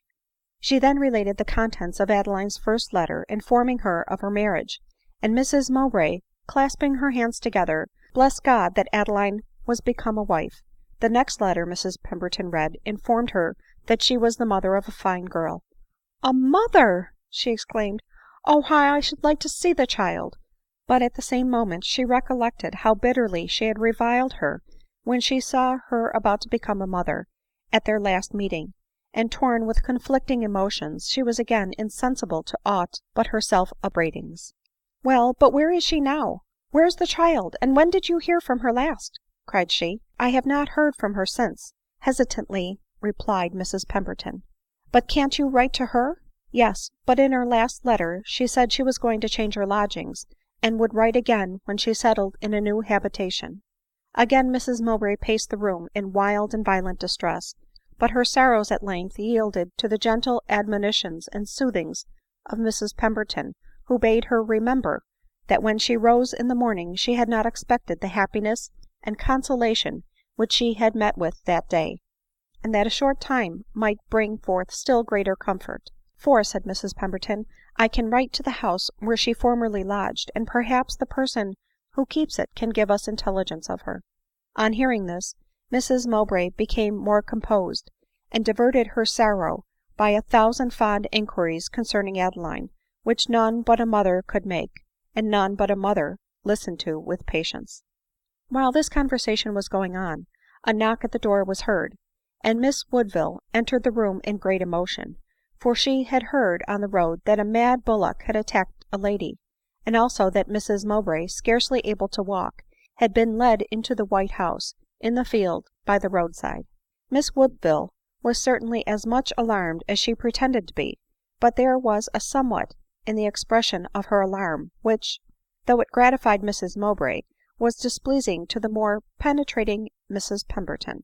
She could not indeed guess that Miss Woodville's alarm sprung merely from apprehension lest Mrs Mowbray should die before she had provided for her in her will ; yet, notwithstanding, she felt that her expressions of concern and anxiety had no resemblance to those of real affection, and in spite of her habitual candor she beheld Miss Woodville with distrust. But this feeling was considerably increased on observing that when Mrs Mowbray exultingly introduced her, not only as the lady whose life she had been the means of preserving, but as the friend and correspondent of her daughter, she evidently changed color, and, in spite of her habitual plausibility, could not utter a single coherent sentence of pleasure or congratulation. and it was also evident, that being conscious of Mrs Pemberton's regarding her with a scrutinizing eye, she was not easy till, on pretence of Mrs Mowbray's requiring rest after her alarm, she had prevailed on her to return home. But she could not prevent the new friends from parting with eager assurances of meeting again and again, and it was agreed between them that Mrs Pemberton should spend the next day at the Lawn. Mrs Pemberton, who is thus again introduced to the notice of my readers, had been, as well as Mrs Mowbray, the pupil of adversity. She had been born and educated in fashionable life, and she united to a very lovely face and elegant form, very feminine grace and accomplishment. When she was only 18, Mr Pemberton, a young and gay Quaker, fell in love with her, and having inspired her with a mutual passion, he married her, notwithstanding the difference of their religious opinions, and the displeasure of his friends. He was consequently disowned by the society, but being weaned by the happiness which he found at home from those public amusements which had first lured him from the strict habits of his sect, he was soon desirous of being again admitted a member of it, and in process of time he was once more received into it; while his amiable wife, having no wish beyond her domestic circle, and being disposed to think her husband's opinions right, became in time a convert to the same profession of faith, and exhibited in her manners the rare union of the easy elegance of a woman of the world with the rigid decorum and unadorned dress of a strict Quaker. But in the midst of her happiness, and whilst looking forward to a long continuance of it, a fever caught in visiting the sick bed of a cottager carried off her husband and next two lovely children, and Mrs Pemberton would have sunk under the stroke, but for the watchful care and affectionate attentions of the friend of her youth, who resided near her, and who, in time, prevailed on her to receive with becoming fortitude and resignation the trials which she was appointed to undergo. During this season of affliction, as we have before stated, she became a teacher in the Quakers' society ; but at the time of her meeting Adeline at Richmond, she had been called from the duties of her public profession to watch over the declining health of her friend and consoler, and to accompany her to Lisbon. There, during 4 long years, she bent over her sick couch, now elated with hope, and now sunk into despondence, when, at the beginning of the 5th year, her friend died in her arms, and she returned to England, resolved to pass her days, except when engaged in the active duties of her profession, on a little estate in Cumberland, bequeathed to her by her friend on her deathbed. But ill health and various events had detained her in the west of England since her return, and she had not long taken possession of her house near Penrith when she became introduced in so singular a manner to Mrs Mowbray's acquaintance, an acquaintance which would, she hoped, prove of essential service to them both. And as soon as her guest departed, Mrs Pemberton resolved to inquire what character Mrs Mowbray bore in the neighborhood, and whether her virtues at all kept pace with her misfortunes. Her inquiries were answered in the most satisfactory manner, as, fortunately for Mrs Mowbray, with the remembrance of her daughter had recurred to her that daughter's benevolent example. She remembered the satisfaction which used to beam from Adeline's countenance when she returned from her visits to the sick and the afflicted, and she resolved to try whether those habits of charitable exertion which could increase the happiness of the young and light-hearted Adeline might not have power to alleviate the sorrows of her own drooping age and broken, joyless heart. Sweet uses of adversity! She, who, while the child of prosperity, was a romantic, indolent theorist, an inactive speculator, a proud contemner of the dictates of sober experience, and a neglecter of the practical benevolence which can in days produce more benefit to others than theories and theorists can accompany in years, this erring woman, awakened from her dreams and reveries of habits of useful exertion by the stimulating touch of affliction, has become the visitor of the sick, the consoler of the sorrowful, the parent of the fatherless, while virtuous industry looked up to her with hope, and her name, like that of Adeline in happier days, was pronounced with prayers and blessings.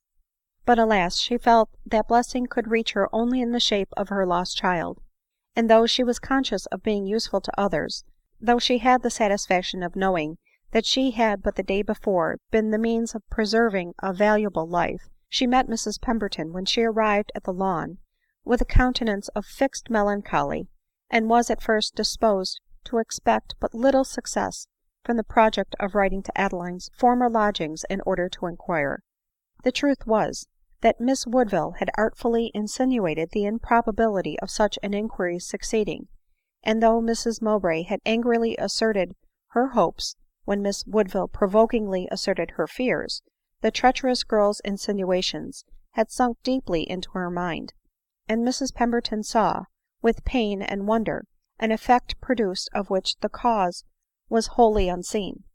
But she at length succeeded in awakening Mrs Mowbray's hopes ; and in a letter written by Mrs Pemberton to the mistress of the house whence Adeline formerly dated, she enclosed one to her daughter, glowing with maternal tenderness, and calculated to speak peace to her sorrows. These letters were sent, as soon as written, to the post by Mrs Mowbray's footman ; but Miss Woodville contrived to meet him near the post office, and telling him she would put the letter in the receiver, she gave him a commission to call at a shop in Penrith for her, at which she had not time to call herself. Thus was another scheme for restoring Adeline to her afflicted mother frustrated by the treachery of this interested woman, who, while Mrs Pemberton and Mrs Mowbray looked anxiously forward to the receipt of an answer from London, triumphed with malignant pleasure in the success of her artifice.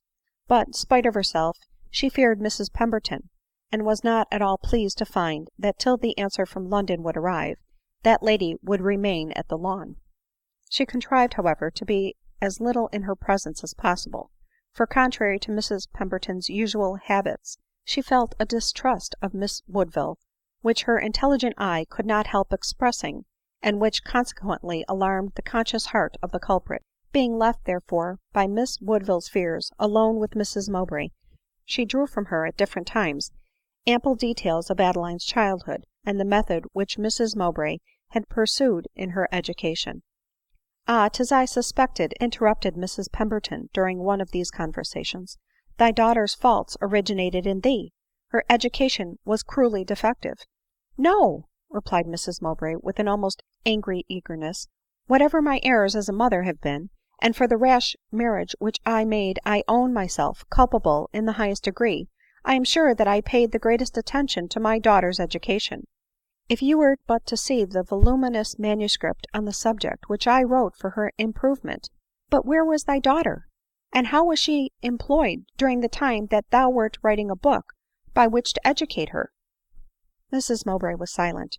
She recalled, that while she was gratifying her own vanity in composing her system of education, Adeline was almost banished her presence ; and, but for the humble instruction of her grandmother, would, at the age of 15, have run a great risk of being both an ignorant and useless being. " Forgive me, friend Mowbray," resumed Mrs Pemberton, aware in some measure of what was passing in Mrs Mowbray's mind, " forgive me if I venture to observe that till of late years a thick curtain of self-love seems to have been dropped between thy heart and maternal affection. It is now, and now only, that thou hast learned to feel like a true and affectionate mother." " Perhaps you are right," replied Mrs Mowbray mournfully ;" still I always meant well, and hoped that my studies would conduce in the benefit of my child." " So they might, perhaps, to that of thy second, third, or fourth child, hadst thou been possessed of so many ; but in the meanwhile thy firstborn must have been fatally neglected. A child's education begins almost from the hour of its birth ; and the mother who understands her task knows that the circumstances which every mother calls forth are the tools with which she is to work in order to fashion her child's mind and character. What would you think of the farmer who was to let his fields lie fallow for years, while he was employed in contriving a method for cultivating land to increase his gains tenfold ?"" But I did not suffer Adeline's mind to lie fallow ; I allowed her to read, and I directed her studies." " Thou didst so ; but what were those studies ? and didst thou acquaint thyself with the deductions which her quick mind formed from them ?"" No, thou didst not, as parents should do, inquire into the impressions made on thy daughter's mind by the books which she perused." Prompt to feel and hasty to decide as Adeline was, how necessary was to her the warning voice of judgment and experience! But how could I imagine that a girl so young should dare to act, whatever her opinions might be, in open defiance of the opinions of the world? But she had not lived in the world, therefore scarcely knew how repugnant it to her opinions were ; nor, as she did not mix in general society, could she care sufficiently for its good opinion to be willing to act contrary to her own ideas of right rather than forfeit it. Besides, thou ownest that thou didst openly profess admiration for the sentiments which she adopted ; nor, till they were confirmed irrevocably hers, didst thou declare that to act up to them was, in thy opinion, vicious. And then it was too late ; she thought thy timidity and not thy wisdom spoke, and she set thee the virtuous example of acting up to the dictates of conscience. But Adeline and thou are both the pupils of affliction and experience ; and I trust that, all your errors repented of, you will meet once more to expiate your past follies by your future conduct." " I hope so too," meekly replied Mrs Mowbray, whose pride had been completely subdued by self upbraidings and distress. " Oh, when will an answer arrive from London?" CHAPTER XXVIII.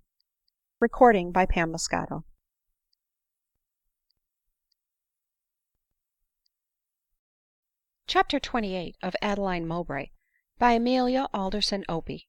This recording is in the public domain. CHAPTER XXVIII. Alas, day after day elapsed, and no letter came ; but while Mrs Mowbray was almost frantic with disappointment and anxiety, Mrs Pemberton thought that she observed in Miss Woodville's countenance a look of triumphant malice, which ill accorded with the fluent expressions of sympathy and regret with which she gratified her unsuspicious relation ; and she determined to watch her very narrowly, for she thought it strange that Adeline, however she might respect her mother's oath, should never, in the bitterness of her sorrows, have unburthened her heart by imparting them to her. One day, when, as usual, the post had been anxiously expected, and, as usual, had brought no letter from London concerning Adeline, and while Miss Woodville was talking on indifferent subjects with ill-suppressed gaiety, though Mrs Mowbray, sunk into despondence, was lying on the sofa by her, Mrs Pemberton suddenly exclaimed, " There is only one right way of proceeding, friend Mowbray ; thou and I must go to London, and make our inquiries in person, and then we shall have a great chance of succeeding." As she said this, she looked steadfastly at Miss Woodville, and saw her turn very pale, while her eye was hastily averted from the penetrating glance of Mrs Pemberton ; and when she heard Mrs Mowbray, in a transport of joy, declare that they had better set off that very evening, unable to conceal her terror and agitation, she hastily left the room. Mrs Pemberton instantly followed her into the apartment to which she had retired, and the door of which she had closed with great violence. She found her walking to and fro, and wringing her hands as if in agony. On seeing Mrs Pemberton she started, and sinking into a chair, she complained of being very ill, and desired to be left alone. " Thou art ill, and thy illness is of the worst sort, I fear," replied Mrs Pemberton ;" but I will stay and be thy physician." " You, my physician !" replied Miss Woodville, with fury in her looks, " You !"" Yes, I see that thou art afraid lest Adeline should be restored to her paternal roof." " Who told you so, officious insolent woman ?" returned Miss Woodville. " Thine own looks. But all this is very natural in thee ; thou fearest that Adeline's favor should annihilate thine." " Perhaps I do," cried Mrs Woodville, a little less alarmed, and catching at this plausible excuse for her uneasiness ;" for, should I be forced to leave my cousin's house, I shall be reduced to comparative poverty and solitude again." " But why shouldst thou be forced to leave it ? Art thou not Adeline's friend ?"" Yes," faltered out Miss Woodville. " But it is uncertain whether we can find Adeline ; still we shall be very diligent in our inquiries. Yet it is so strange that she should never have written to her mother, if alive, that perhaps "" Oh, I dare say she is dead," hastily interrupted Miss Woodville. " Has she been dead long, thinkest thou ?"" No, not long ; not above 6 months, I dare say." " No ! Hast thou any reason then for knowing that she was alive 6 months ago ?" asked Mrs Pemberton, looking steadily at Miss Woodville as she spoke. " I — Lord, no ; how should I know she replied, her lip quivering, and her whole frame trembling. " I tell thee how. Art thou not conscious of having intercepted letters from thy cousin to her relenting parent ?" Mrs Pemberton had scarcely uttered these words, when Miss Woodville fell back nearly insensible in her chair, a proof that the accusation was only too well founded. As soon as she recovered, Mrs Pemberton said with great gentleness, " Thou art ill indeed, but I suspect thy illness is of the mind. There is a load of guilt on it. Throw it off then by a full confession, and be the sinner that repenteth." In a few moments Miss Woodville, conscious that her emotion had betrayed her, and suspecting that Mrs Pemberton had by some means or other received hints of her treachery, confessed that she had intercepted and destroyed letters from Adeline to her mother ; and also owned, to the great joy of Mrs Pemberton, that Adeline's last letter, the letter in which she informed Mrs Mowbray that all the conditions were then fulfilled, without which alone she had sworn never to forgive her, had arrived only 2 months before, and that it was dated from such a street and such a number in London. " My poor friend will be so happy," said Mrs Pemberton ; and, her own eyes filling with tears of joy, she hastened to find Mrs Mowbray. " But what will become of me ?" exclaimed Miss Woodville, detaining her. " I am ruined — ruined for ever !"" Not so," replied Mrs Pemberton, " thou art saved — saved, I trust, for ever. Thou hast confessed thy guilt, and made all the atonement now in thy power. Go to thine own room, and I will soon make known to thee thy relations' sentiments towards thee." So saying, she hastened to Mrs Mowbray, whom she found giving orders, with eager impatience, to have post horses sent for immediately. " Then thou art full of expectation, I conclude, from the event of our journey to town ?"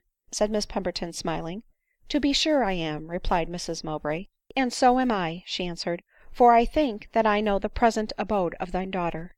Mrs Mowbray started ; her friend's countenance expressed more joy and exultation than she had ever seen on it before ; and, almost breathless with new hope, she seized her hand, and conjured her to explain herself.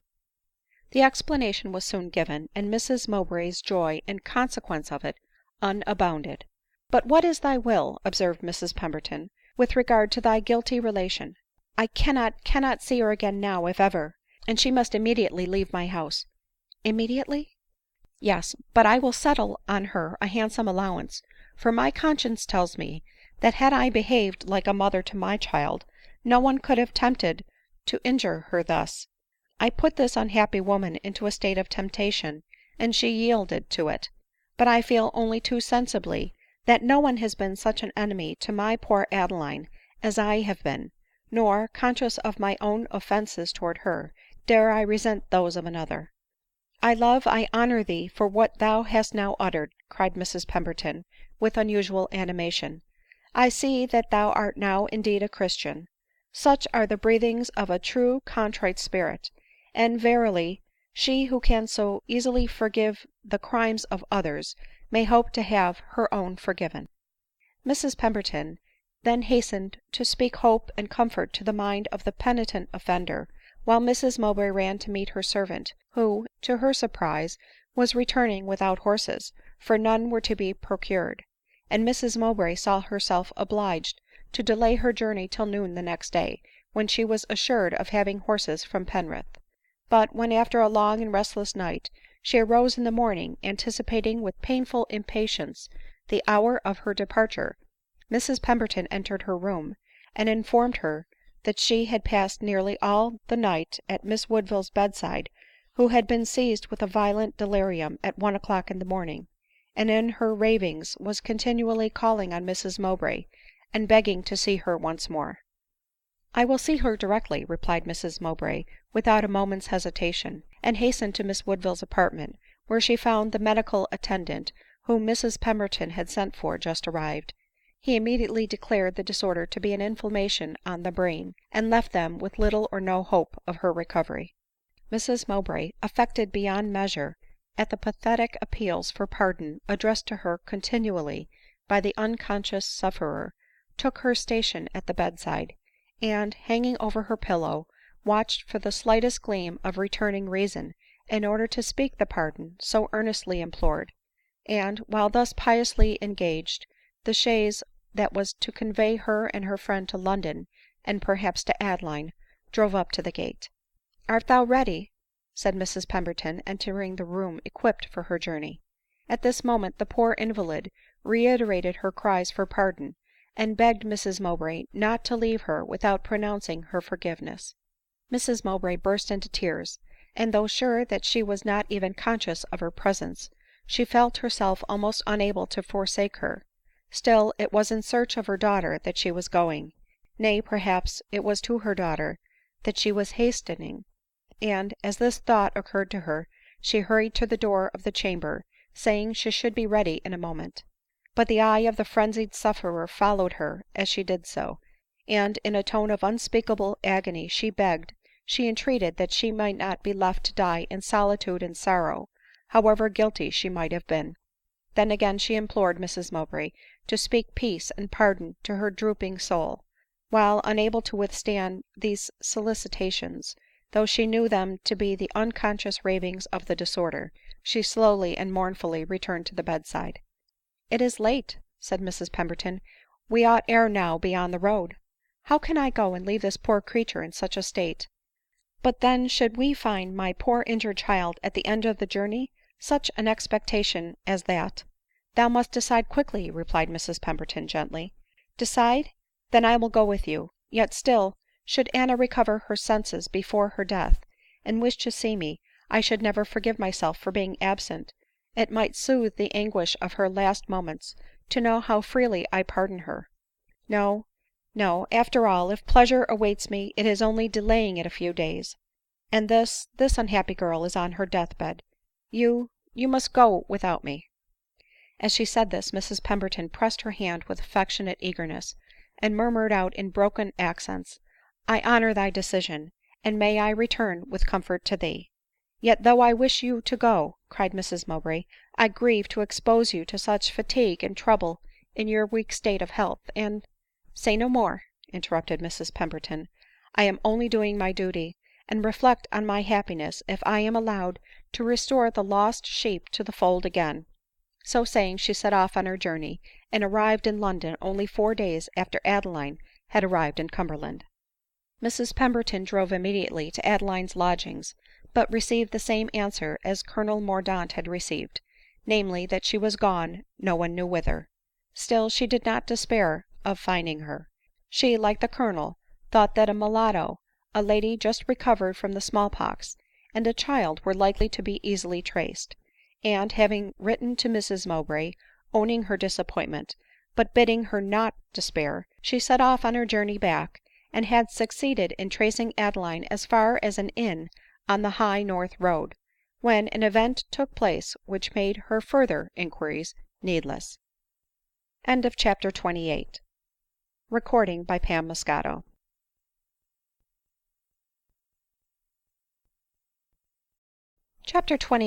Of Adeline Mowbray, by Amelia OPIE.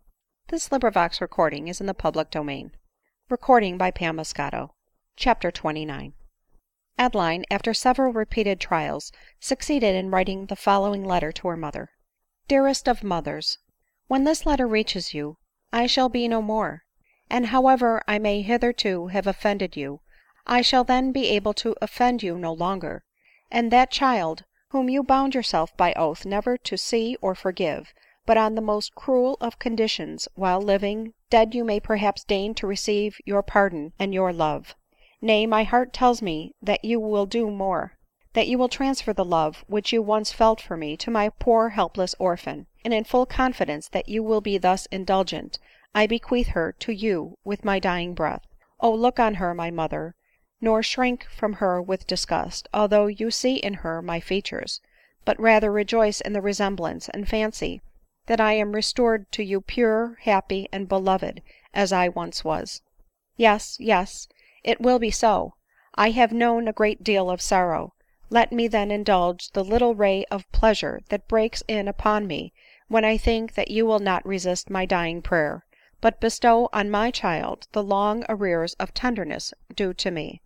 Yes, yes, you will receive, you will be kind to her, and by doing so you will make me ample amends for all the sorrow which your harshness caused me when we met last. That was a dreadful day. How you frowned on me! I did not think you could have frowned so dreadfully, but then I was uninjured by affliction, unaltered by illness. Were you to see me now, you would not have the heart to frown on me ; and yet my letters being repeatedly returned, and even the last unnoticed and unanswered, though it told you that even on your own conditions I could now claim your pardon, for that I had been wretched in love, and had experienced the anguish of being forsaken, despised, and disgraced in the eye of the world, proves but too surely that the bitterness of resentment is not yet past. But on my deathbed you promised to see and forgive me, and I am there, my mother. Yet will I not claim that promise, I will not weaken, by directing it towards myself, the burst of sorrow, of too late regret, of too self upbraidings, and long restrained affection, which must be directed towards my child, when I am not alive to profit from it. No, though I would give worlds to embrace you once more, for the sake of my child I resign the gratification.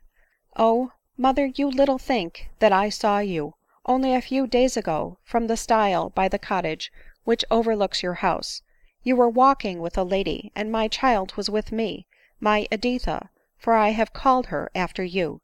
You seemed, methought, even cheerful, and I was so selfish that I felt shocked to think I was so entirely forgotten by you ; for I was sure that if you were thought of me you could not be cheerful.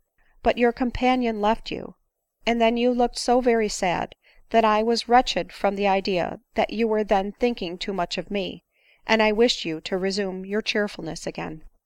I was not cheerful, and Editha by her artless prattle wounded me to the very soul. She wished, she said, to live in that sweet house, and asked why she should not live there. I could have told her why, but dared not to do it. But I assured her, and do not for mercy's sake prove that assurance false, that she should live there one day.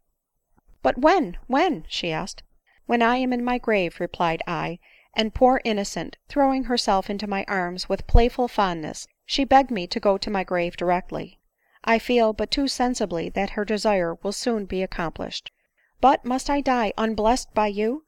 True, I am watched by the kindest of human beings, but then she is not my mother — that mother, who, with the joys of my childhood and my home, is so continually recurring to my memory. Oh, I forget all your unkindness, my mother, and remember only your affection.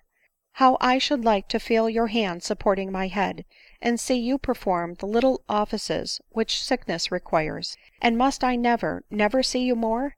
Yes, you will come, I am sure you will ; but come quickly, or I shall die without your blessing. I have had a fainting fit, but I am recovered, and can address you again. Oh, teach my Editha to be humble, teach her to be slow to call the experience of ages contemptible prejudices, teach her no opinions she can destroy her sympathies with general society, and make her an alien to the hearts of those amongst whom she lives. Be above all things careful that she wanders not in the night of scepticism. But for the support of religion, what, amidst my various sorrows, what would have become of me? There is something more that I would say. Should my existence be prolonged even but a few days, I shall have to struggle with poverty as well as sickness, and the anxious friend — I will not call her servant — who is now my all of earthly comfort, will scarcely have money sufficient to pay me the last sad duties ; and I owe her, my mother, a world of obligation. She will make my last moments easy, and you must reward her.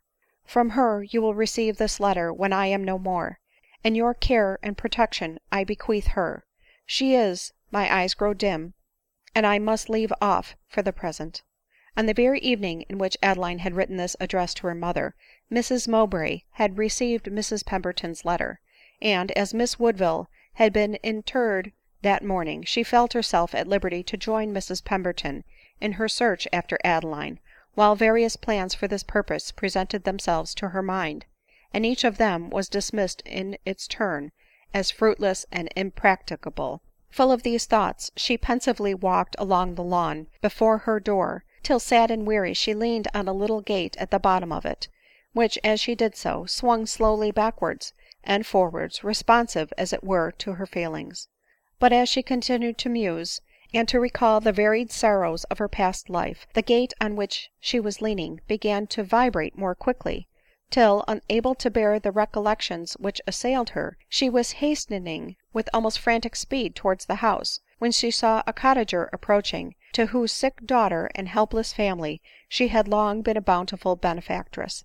" What is the matter, John ?" cried Mrs Mowbray, hastening forward to meet him ;" you seem agitated." " My poor daughter, madam," replied the man, bursting into tears. At the sight of his distress, his parental distress, Mrs Mowbray sighed deeply, and asked if Lucy was worse. " I doubt she is dying," said the afflicted father. " God forbid !" exclaimed Mrs Mowbray, throwing her shawl over her shoulders ;" I will go and see her myself." " What, really ? But the way is so long, and the road so miry." " No matter, I must do my duty." " God bless you and reward you !" cried the grateful father ;" this is so like you ! Lucy said you would come." Mrs Mowbray then filled a basket with medicine and refreshments, and set out on her charitable visit.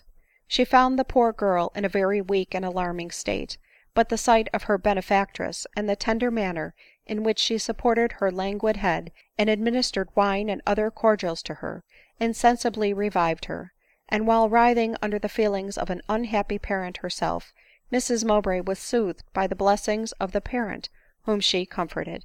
At this moment they were alarmed by a shriek from a neighboring cottage, and a woman who was attending on the sick girl ran out to inquire into the cause of it. She returned saying that a poor sick young gentlewoman, who lodged in the next house, had fallen back in a fit, and they thought she was dead. " A young gentlewoman !" exclaimed Mrs Mowbray, " at the next cottage !" rising up. " Aye, sure," cried the woman, " she looks like a lady for certain ; and she has the finest child I ever saw." " Perhaps she is not dead," said Mrs Mowbray ;" let us go see." CHAPTER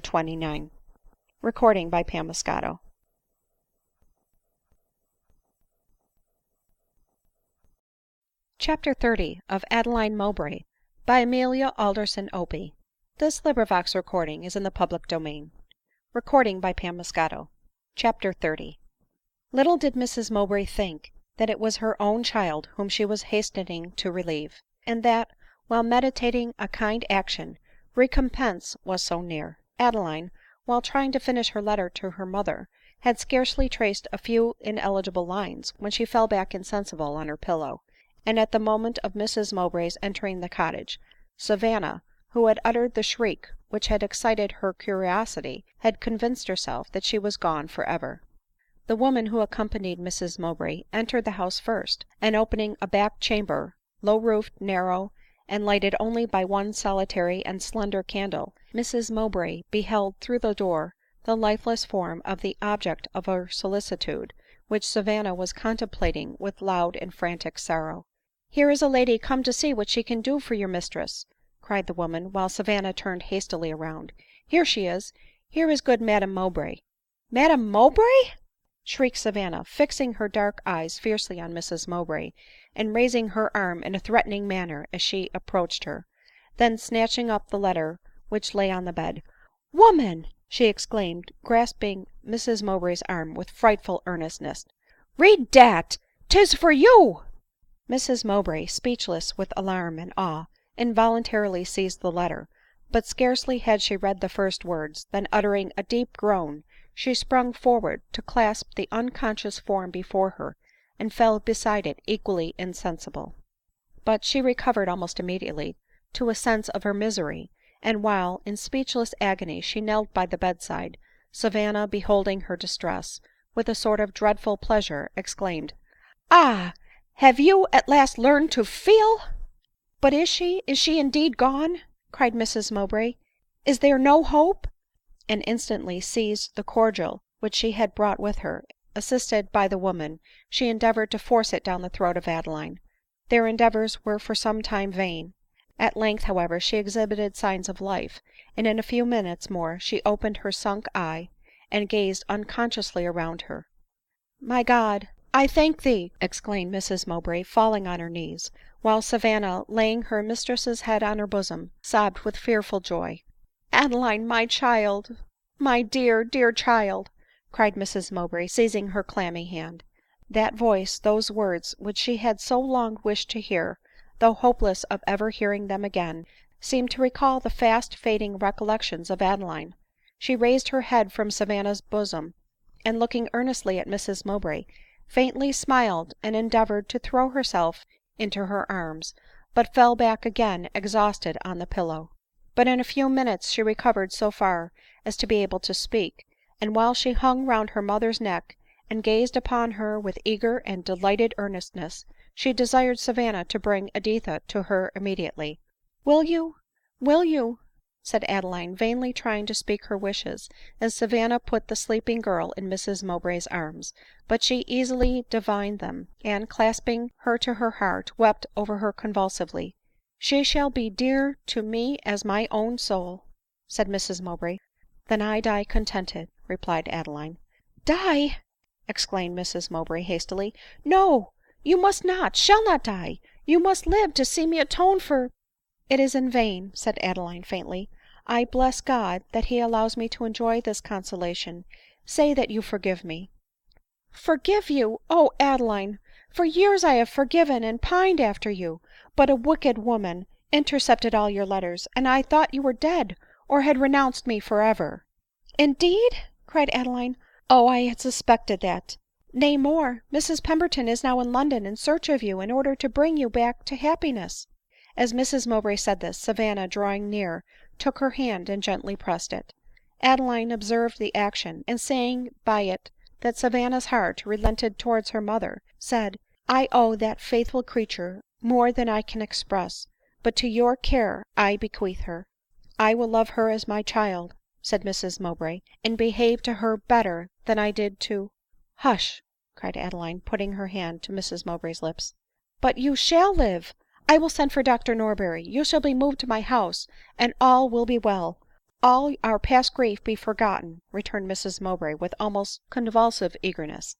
Adeline faintly smiled, but repeated that every hope of that kind was over, but that her utmost wish was gratified in seeing her mother and receiving her full forgiveness. " But you must live for my sake," cried Mrs Mowbray. " And for mine," sobbed out Savanna. " Could you not be moved to my house ?" said Mrs Mowbray. " There every indulgence and attention that money can procure shall be yours. Is this a place — is this poverty — this —" Here her voice failed her, and she burst into tears. " Mother, dearest mother," replied Adeline, " I see you, I am assured of your love again, and I have not want beside. Still I could like — I should wish to be once more under a parent's roof." At that moment the cottager who was present, and returning with usury to Mrs Mowbray's daughter the anxious interest which she had taken in his, proposed various means of transporting Adeline to the Lawn — a difficult and hazardous undertaking ; but the poor invalid was willing to risk the danger and the fatigue, and her mother could not but indulge her. At length the cottager, as it was for the general benefactress, having with care procured even more assistance than was necessary, Adeline was conveyed on a sort of litter along the valley, and found herself once more in the house of her mother ; while Savanna, sharing in the joy which Adeline's countenance expressed, threw herself on Mrs Mowbray's neck, and exclaimed, " Now I forgive you !"" Mother, dear mother," cried Adeline, after having some minutes vainly endeavored to speak, " I am so happy ! No more an outcast, but under my mother's roof. Nay, I even think I can live now," added she with a faint smile. Had Adeline risen from her bed in complete health and vigor, she would scarcely have excited more joy in her mother and in Savanna than she did by this expression. " Can live !" cried Mrs Mowbray. " Oh, you shall — you must live !" And an express was sent off immediately to Dr Norberry too, who was removed to Kendal to be near his elder daughter, lately married in the neighborhood. Dr Norberry arrived in a few hours. Mrs Mowbray ran out to meet him, but a welcome died on her tongue, and she could only speak by her tears. " There, there, my good woman, don't be foolish," replied he ;" it is cursed silly to blubber, you know ; besides, it can do no good," giving her a kiss, while tears trickled down his rough cheek. " So the lost sheep is found." " But oh, she will be lost again !" faltered Mrs Mowbray. " I doubt nothing can save her." " No !" cried the old man with a gulp. " No, not my coming so many miles on purpose ? Well, but where is she ?"" She will see you presently, but begged to be excused for a few minutes. You see," said he, " by my dress what has happened. gulping as he spoke, " I have lost the companion of 30 years, and Here he paused, and after an effort went on to say that his wife in her last illness had owned that she had suppressed Adeline's letters, and had declared the reason of it. " But, poor soul," continued the doctor, " it was the only sin against me, I believe, or any one else, that she ever committed ; so I forgave her, and I trust that God will." Soon after they were summoned to the sick room, and Dr Norberry beheld with a degree of fearful emotion, which he had vainly endeavored to hide under a cloak of pleasantry, the dreadful ravages which sorrow and sickness had made in the face and form of Adeline. " So here you are at last," cried he, trying to smile when he sobbed audibly, " and a pretty figure you make, don't you ? But we have you again, and we will not part with you soon, I can tell you," almost starting as the faint but rapid pulse met his fingers. " That is, I mean," added he, " unless it please God." Mrs Mowbray and Savanna during this speech gazed on his countenance in breathless anxiety, and read in it a confirmation of their fears. " But who's afraid ?" cried the doctor, forcing a laugh, while his tone and his looks expressed the extreme of apprehension, and his laugh ended in a sob. Mrs Mowbray turned away in a sort of desperate silence ; but the mulatto still kept her penetrating eye fixed upon him, and with a look so full of woe. " I'll trouble you, mistress, to take those formidable eyes of yours off my face," cried the doctor pettishly, " for, by the Lord, I can't stand their inquiry. But who the devil are you ?""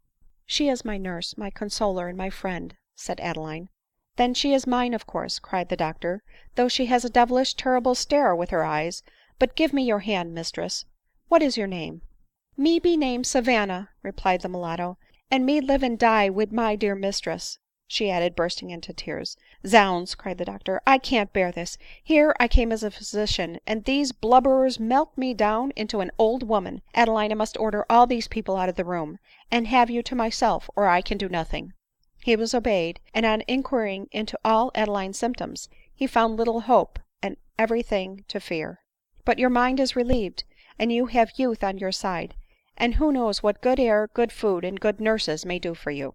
Not to mention a good physician," added Adeline smiling, " and a good friend in that physician." " This it be to have money," said Savanna ; and she saw the various things prepared and made to tempt Adeline's weak appetite. " Poor Savanna mean as well ; her heart make all these, but her hand want power."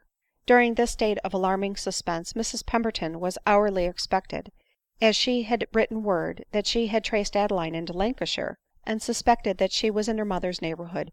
It may be supposed that Mrs Mowbray, Adeline, and Savanna looked forward to her arrival with eager impatience ; but not so Dr Norberry.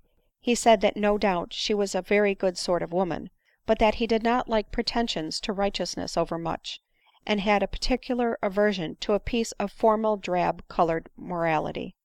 Adeline only laughed at these prejudices, without attempting to confute them ; for she knew that Mrs Pemberton's appearance and manners would soon annihilate them. At length she reached the lawn, and Savanna, who saw her alight, announced her arrival to her mistress, and was commissioned by her to introduce her immediately into the sick chamber. She did so ; but Mrs Pemberton, almost overpowered with joy at the intelligence which awaited her, and ill fortified by Savanna's violent and mixed emotions against the indulgence of her own, begged to compose herself a few moments before she met Adeline.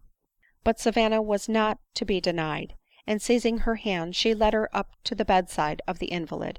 Adeline smiled affectionately when she saw her ; but Mrs Pemberton started back, and scarcely staying to take the hand which she offered her, rushed out of the room to vent in solitude the burst of uncontrollable anguish which the sight of her altered countenance occasioned her. Alas ! her eye had been but too well tutored to read the characters of death in the face, and it was some time before she recovered herself sufficiently to appear before the anxious watchers by the bed of Adeline with that composure which on principle she always endeavored to display. At length, however, she re-entered the room, and approaching the poor invalid, kissed in silence her wan yet flushed cheek. " I am very different now, my kind friend, to what I was when you first saw me," said Adeline, faintly smiling. To the moment when they last met Adeline had not resolution enough to revert, for then she was mourning by the dead body of Glenmurray. Mrs Pemberton was silent for a moment, but making an effort, she replied, " Thou art now more like what thou wert in mind when I first saw thee at Rosevalley, than when I first met thee at Richmond. At Rosevalley I beheld thee innocent, at Richmond guilty, and here I see thee penitent, and I hope resigned to thy fate." She spoke the word resigned with emphasis, and Adeline understood her. " I am indeed resigned," replied Adeline in a low voice ;" nay, I feel that I am much favored in being spared so long. But there is one thing that weighs heavily on my mind. Mary Warner is leading a life of shame ; and she told me, when I last saw her, that she was corrupted by my precept and example. If so —"" Set thy conscience at rest on that subject," interrupted Mrs Pemberton. " While she lived with me I discovered, long before she ever saw thee, that she had been known to have been faulty." " Oh ! what a load you have removed from my mind," replied Adeline. " Still it would be more relieved if you would promise to find her out, and she may be heard of at Mr Langley's chambers in the Temple. Offer her a yearly allowance for life, provided she will quit her present vicious habits. I am sure my mother will gladly fulfil my wishes in this respect." " And so will I," replied Mrs Pemberton. " Is there any thing else that I can do for thee ?"" Yes, I have two pensioners at Richmond, a poor young woman and her orphan boy, an illegitimate child," she added, deeply sighing as she recollected what had interested her in their fate. " I bequeath them to your care. Savanna knows where they are to be found. And now, all that disturbs my thoughts at this awful moment is the grief which my poor mother and Savanna will feel." " Nay, they will be quite unprepared for it, for they persist to hope still ; and I believe that even Dr Norberry allows his wishes to deceive his judgment." " They will suffer indeed," cried Mrs Pemberton ;" but I give thee my word that I will never leave thy mother, and that Savanna shall be our joint care." " It is enough ; I shall now die in peace," said Adeline ; and Mrs Pemberton turned away to meet Mrs Mowbray, who, with Dr Norberry, at that moment entered the room. Mrs Mowbray met her, and welcomed her audibly and joyfully ; but Mrs Pemberton, aware of the blow which impended over her, vainly endeavored to utter a congratulation ; but throwing herself into Mrs Mowbray's extended arms, she forgot her usual self command, and sobbed loudly on her bosom. Dr Norberry gazed at the benevolent quaker with astonishment. True, she was drab colored, but where was the repulsive formality that he had expected? " Zounds !" thought he, " this woman can feel like other women, and is as good a hand at crying bout as myself." But Mrs Pemberton did not long give way to so violent an indulgence of her feelings ; and gently withdrawing herself from Mrs Mowbray's embrace, she turned to the window, while Mrs Mowbray hastened to the bedside of Adeline. Mrs Pemberton then turned round again, and seizing Dr Norberry's hand, which she fervently pressed, said in a faltering voice, " Would thou couldst save her !— and can't I?" replied he, gulping. Mrs Pemberton looked at him with an expression which he could neither mistake nor endure ; but muttering in a low tone, " No, dear sweet soul, I doubt I can't — I doubt I can't, by the Lord," he rushed out of the room. From that moment he never was easy but when he could converse with Mrs Pemberton ; for he knew that she, and only she, sympathized with his feelings, and she only knew that Adeline was not likely to recover.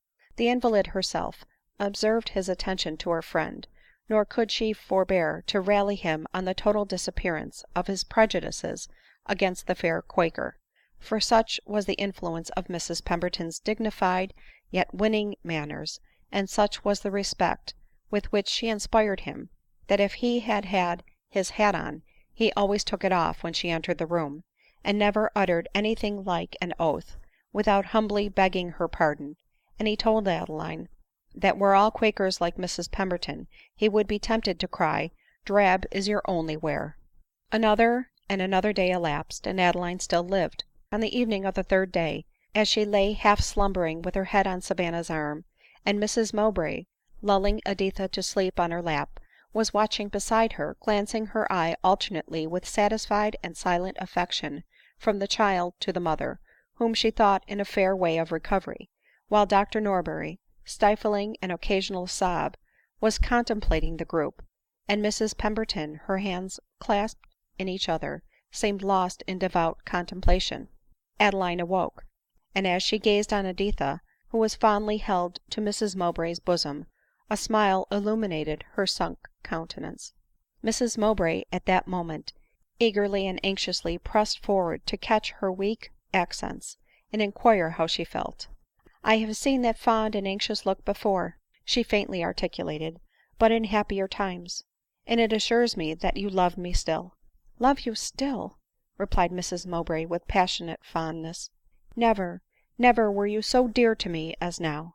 Adeline tried to express the joy which flushed her cheek at these words, and lighted up her closing eyes ; but she tried in vain. At length she grasped Mrs Mowbray's hand to her lips, and in imperfect accents exclaiming, " I thank thee, gracious Heaven !" she laid her head on Savanna's bosom and expired. CHAPTER XXXI. End of Adeline Mowbray, by Amelia Opie